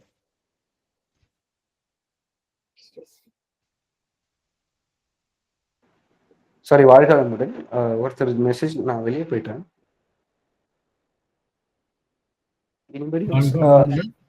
வாழ்க வளமுடன். क्वेश्चंस இருக்கா என்ன? ஆமாங்க, அந்த இதுல வந்து ஒரு क्वेश्चन இருக்குங்க, வாழ்க வளமுடன். அதுல வந்து என்னன்னா வந்து please guide how to overcome stress eating or due to habit formed. Stress eating வந்து ஒரு சூப்பரான விஷயம் ஆக்சுவலா. ஏன் சொல்றேன்னா, அட்லீஸ்ட் வெளியே வெறுப்பு காட்டாம நம்ம உடலுக்குன்னு ஏதோ ஒரு தீனி போட்டுக்கிற மாதிரி இருக்கும். ஸ்ட்ரெஸ் ஈட்டிங் வந்து it is majorly caused because of we can't handle the எமோஷன்ஸை ஹேண்டில் பண்ண முடியல. ரெண்டாவது, ஒரு டிசையர்ட் ரிசல்ட், ஒரு எக்ஸ்பெக்டேஷன் வந்து பூர்த்தி ஆகாதப்ப நமக்கு ஸ்ட்ரெஸ் ஈட்டிங் ஆகுது. ஸோ என்னை பொறுத்த வரைக்கும் ஸ்ட்ரெஸ் ஈட்டிங் நீங்கள் பண்ணாமல் இருக்கணும் அப்படின்னு பார்த்தீங்கன்னா, ஏன் ஸ்ட்ரெஸ் ஆகிறீங்கன்றதை வந்து முதல்ல வி ஹாவ் டு அதை ஒழுங்காக புரிஞ்சுக்க பார்க்கணும். ஸ்ட்ரெஸ் ஈட்டிங் பண்ணுறது வந்து மேக்ஸிமம் எதனாலன்றது யோசிங்கம்மா. ஏன்னா இப்போ நீங்கள் ஓப்பனாக பிளேட்டண்ட்டாக ஒரு கேள்வி கேட்டிருக்கீங்க. அந்த ஸ்ட்ரெஸ் யாரால கிரியேட் பண்ணப்படுது? குழந்தையாலையா, இல்லை கணவராலையா, இல்லை நம்ம வேலை செய்கிற இடத்துலாலையா, இல்லை அக்கம் பக்கத்து வீட்டு ஆளுங்க ஏதாவது பேசுறதாலையான்றதெல்லாம் பார்த்துட்டு எதுக்கு முதல்ல உங்களுக்கு நம்ம எங்கே இம்பார்ட்டன்ஸ் தரணும்? Nobody is important than ourselves to us. நம்மளுக்கு நம்மளை பற்றி இருக்கக்கூடிய கருத்துக்கள், நம்மளை நம்ம எந்த அளவுக்கு நம்ம மேலே அன்பு காட்டுறோன்றதை விட மற்ற எதுவுமே நம்மளை வந்து பாதிக்கக்கூடாதுன்றதை புரிஞ்சுக்கிட்டு நம்ம நல்லா இருந்தாதான் மறுபடியும் அந்த ஸ்ட்ரெஸ்ஃபுல் சுச்சுவேஷனை கிரியேட் பண்ணாம விடணும் முடியும்ன்றதை தெரிஞ்சுக்கிட்டீங்கன்னாவே இந்த ஸ்ட்ரெஸ் ஈட்டிங் வந்து கட் ஆக ஆரம்பிச்சிடும். ரொம்ப முக்கியமான விஷயம் என்னன்னா, don't give the power to others to make you feel stressed. That is very important. மற்றவர்களுக்கு உங்களை ஸ்ட்ரெஸ்ஃபுல்லான ஒரு சுச்சுவேஷன்ல தள்ளுறதுக்கான பவரை கொடுக்காதீங்க. அவங்க நம்மளை பத்தி நெகட்டிவாவோ தப்பாவோ என்ன வேணா பேசட்டும், அதுவும் அவங்களும் ஒரு உயிர். அவங்க என்ன இப்போ பாதிப்புக்குள்ளா இருக்காங்களோ, இப்ப நம்மள திட்டுறாங்க, நமக்குள்ள என்ன பதிவு இருக்கோ, நம்ம இப்போ அவங்கள கிட்ட கஷ்டப்பட்டு இருக்கோன்றதை உணர்ந்துட்டு நம்ம அந்த ஸ்ட்ரெஸ் ஜோனுக்கு போகாம எப்பாடா ஏதோ ஒரு பதிவு கழிஞ்சதுடான்ற அளவுக்கு நீங்க ஃப்ரீ ஆகிறது, ஃபீல் பண்றது மட்டும்தான் உங்களை வந்து ஸ்ட்ரெஸ்ஸுக்குள்ளேயே போக விடாம தடுக்கும். அதை தாண்டி ஸ்ட்ரெஸ் ஈட் பண்ண ஆரம்பிச்சிட்டிங்கன்னா டெய்லி ஒரு 5 நாள் 6 நாள்லாம் உங்களுக்கு ஸ்ட்ரெஸ் தொடர்ந்து வந்ததுன்னா நம்ம ஸ்ட்ரெஸ் ஈட் பண்ணிட்டே இருக்க முடியாது. நம்ம உடம்பு நம்ம ஹெல்த்தையும் காரணத்துல கொண்டு நம்ம it's better to not be stressed whichever the situation it may be. அது யாரு உதவுவான்னா அவேர்னஸ் தான் உதவும். அதுக்கு வந்து நம்ம தவமும் தற்சோதனையும் தொடர்ந்து செய்து வந்தாலே போதும். வாழ்க வளம். ஓகே, பானுமதி அம்மா was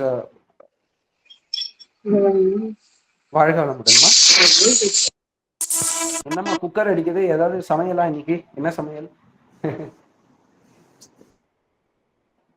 okay, good.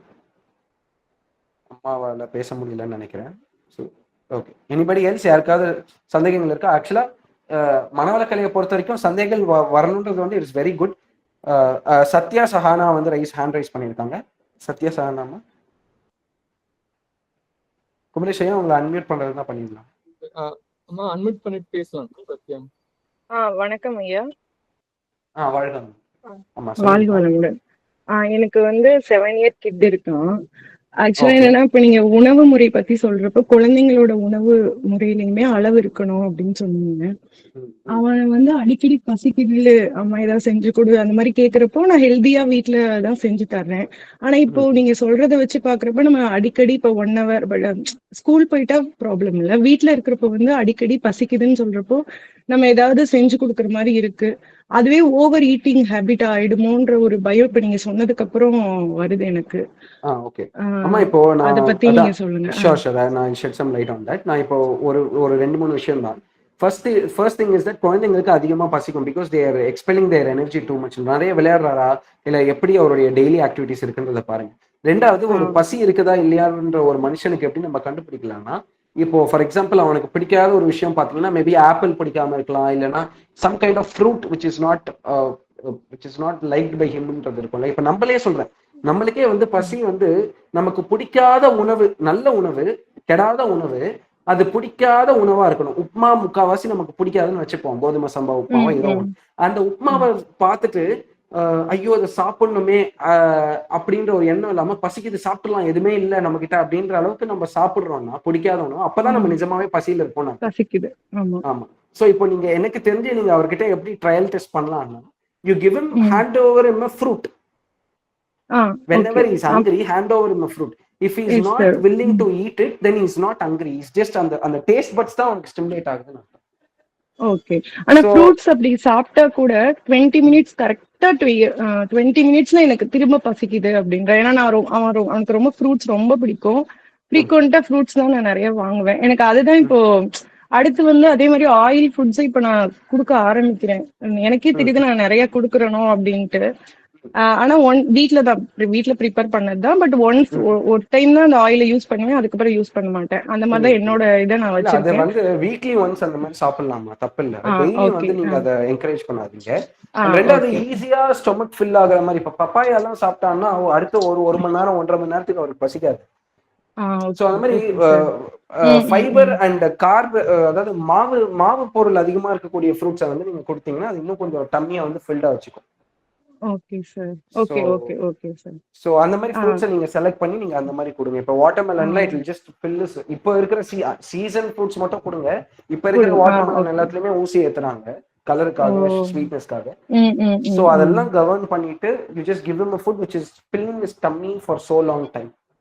Okay sir. இல்லைன்னா 3 hours ஒன்ஸ்க்கு தாராளமா ஃப்ரூட் சாப்பிட்டோம், தப்பே இல்லை.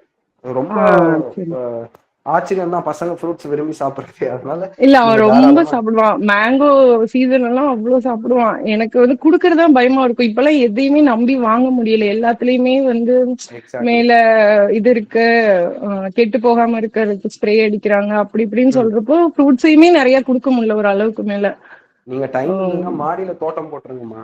மாடியில தோட்டம் போட்டு அவரையே வந்து அந்த தோட்டத்தை பராமரிக்க சொல்லிட்டு, because kids nowadays they have to know the importance of food also.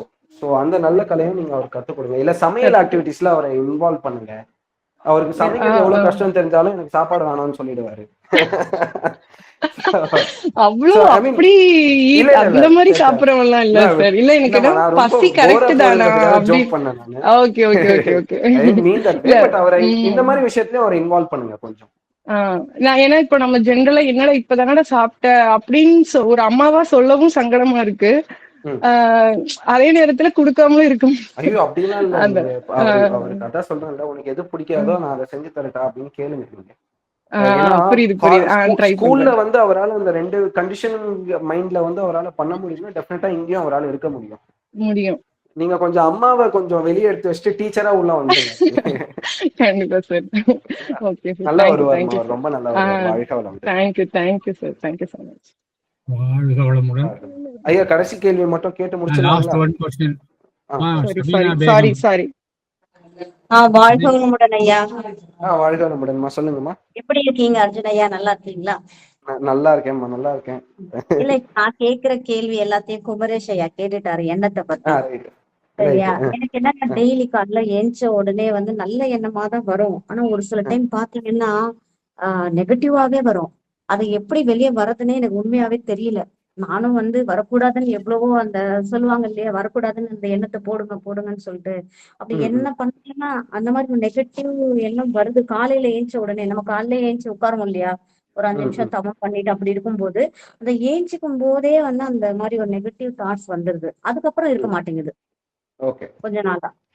இல்ல நெகட்டிவ்னா நீங்க எப்படி சொல்றீங்கன்னு எனக்கு புரியலைங்கம்மா. இது வரக்கூடாதுன்னு நம்ம நினைக்கிறோம் இல்லையா, ஒரு ஆக்சிடென்டோ ஒரு வேற ஏதோ இது மாதிரி நடக்கக்கூடாதுன்னு நம்ம நினைப்போம் இல்லையா, அந்த மாதிரி சொல்றேன். அதான் இப்போ ஒன்னும் நம்ம எல்லா எண்ணங்களும் நம்ம எண்ணங்கள்னு நம்ம கிளைம் பண்ணிக்கவே முடியாது. நம்ம எல்லாருமே வாழ்ந்த காலத்துல எல்லாரோடய கலந்து இருக்கிறதுனால it certainly can't be our thought மட்டும்னு சொல்ல முடியாது நம்மளால. சரிங்களா? அது அங்கங்க சஸ்பெண்ட் ஆயிருக்கிற மேக்னெட்டிக் ஃபீல்ட்ல என்னென்ன தாட்ஸ் நீங்க எந்த ஃப்ரீக்வன்சில இருக்கீங்களோ அந்த தாட்ஸ் எல்லாமே அந்த டைமுக்கு பாப்அப் ஆகும். ஸோ அதுக்கு வந்து நீங்க ரொம்ப எப்படி சொல்றது, don't give importance to it. என்னை பொறுத்த வரைக்கும் இந்த மாதிரி வர தாட்ஸுக்கெல்லாம் இம்பார்ட்டன்ஸ் கொடுக்காதீங்க. அது சும்மா வந்துட்டு போகுது. ஒரு படத்துல ஆக்சிடென்ட் சீன் நம்ம ரொம்ப இன்வால்வ் ஆக பார்ப்போம், ஒரு 3 நாள் கழிச்சு மறந்துட மாட்டோம். அந்த மாதிரி அதை வந்து நானும் ட்ரை பண்றேன், வரக்கூடாது அப்படி இப்படின்னு சொல்லிட்டு. இல்ல வரக்கூடாதுன்னு நினைக்க நிறைய வரும். என்னத்தோடைய பிரச்சனையே அதுதான். இல்ல நான் ரொம்ப ஹானஸ்டா சொல்றேன். நான் இப்போ ஐயோ இந்த மாதிரி தாட் எனக்கு வரக்கூடாதுன்னு நான் நிறைய வாட்டி நினைப்பேன் தவம் முடிச்சுட்டு. ஆனா அது மட்டும் தான் எனக்கு ஃபுல்லா வரும். அது வந்து அந்த குறைஞ்ச நினைக்காதுன்ற கதை தான். ஸோ என்னை பொறுத்த வரைக்கும் அது ஒரு ஈவெண்ட், அவ்வளவுதான். அது ஏதோ ஒரு படம் அங்க ஓட்டி காட்டுது, அதை அப்படியே பார்த்துட்டு விட்டுருங்க. நீங்க அதுக்கு இம்பார்ட்டன்ஸ் கொடுக்க அது பிரச்சனைகள் தான் கொடுக்கும். ஸோ ஃபர்ஸ்ட் இக்னோர் பண்ணுங்க. நம்ம மறுபடியும் அது ஒரு ட்ரையல் நேரம் தான். நீங்க மறுபடியும் பண்ணுங்க.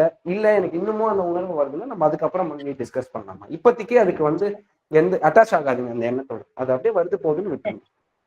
சரி, ஓகே. அப்புறம் அருட்காப்பு மட்டும் கொஞ்சம் நல்லா போட்டுக்கோங்க தவம் பண்றதுக்கு. அதாவது ஃபுல் ப்ரொசீஜர்ல தவம் பண்ணுங்க. சாமிஜி கொடுத்துருக்கேன் ஃபுல் ப்ரொசீஜர்.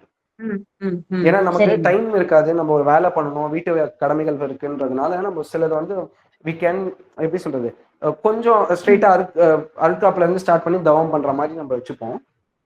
ஆனா எல்லா ப்ரொசீஜரையும் விடாம நீங்க பண்ணி பாருங்க, there might be a difference. ஆமா, எங்க நம்ம காலையில ஏஞ்சோன்னா அது போட்டுட்டு தான் நான் ஸ்டார்டே பண்ணுவேன் இப்பெல்லாம். எப்ப நான் கிளாஸ்க்கு வர ஆரம்பிச்சேன்னா 5 years ஆக போது, அப்போதுல இருந்தே அதை பண்ணிட்டு தான் இருக்கேன். கண்டிப்பா அவங்க சொல்றது எதுவா இருந்தாலும் அதை பண்ணிட்டு தான் ஸ்டார்ட் பண்றதே. இருந்தாலும் இந்த ஒரு 2 நிமிஷம் 3 நிமிஷம் அது வந்துருமா, அதுக்கப்புறம் அது காணாமலே போயிடும். இருந்தாலுமே அந்த ஒரு பயம், இப்ப நீங்க கேட்ட அந்த எண்ணம் பத்தி பேசும்போது அது டக்குன்னு அது வந்துருச்சு இப்போ. இல்ல அது நீங்க இல்லம்மா, நான் சொல்றது என்னன்னா, நீங்க வந்து அவனுக்கு ஆக்சிடென்ட் ஆகணும்னு நினைக்கிறோம் பாருங்க, அதுதான் வேணான்றேன். ஓகே, அது அதுவா வருதுன்னா நம்ம என்ன பண்ண முடியும் சொல்லுங்க? ஃபீல்டு அப்படி இருக்கு. அங்க அவேர்னஸ்ல இருந்து அதுக்கு ஊக்கம் கொடுக்கணுமா வேண்டாமான்றதை மட்டும் நீங்க முடிவு பண்ணிக்கணும். சரி, இதுக்கு மேல அந்த மாதிரி ஒரு எண்ணம் வந்துன்னா, நான் வாழ்க வளமுடன் சொல்ல போறேன்ற மாதிரி மேல் பதிவு போட்டுக்கிட்டு அந்த எண்ணம் வர்றப்பெல்லாம் வாழ்க வளமுடன் அப்படின்னு மட்டும் நினைச்சேன். சரி, ஓகே ஓகே ஓகே, ஓகே. ரிலாக்ஸா டீல் பண்ணுங்கம்மா. அது வந்து ஜாலியா அப்படியே லெஃப்ட் ஹேண்ட்ல டீல் பண்ணிட்டு போயிடுங்க, அது அவ்வளவுதான். சரி, ஓகே, சரி. நல்லதே நடக்கும். வாழ்க வளம். வாழ்க வளமுடன். 8 மணி ஆகுது. ஐ திங்க் வைண்ட் அப் பண்ணிக்கலாம்னு நினைக்கிறோம். Arjun, shall we wind up? Yes ஐயா. வாழ்க வளமுடன். இதுகாரும் 5 அளவு முறை என்ற தலைப்புல திரு அர்ஜுன் அவர்கள்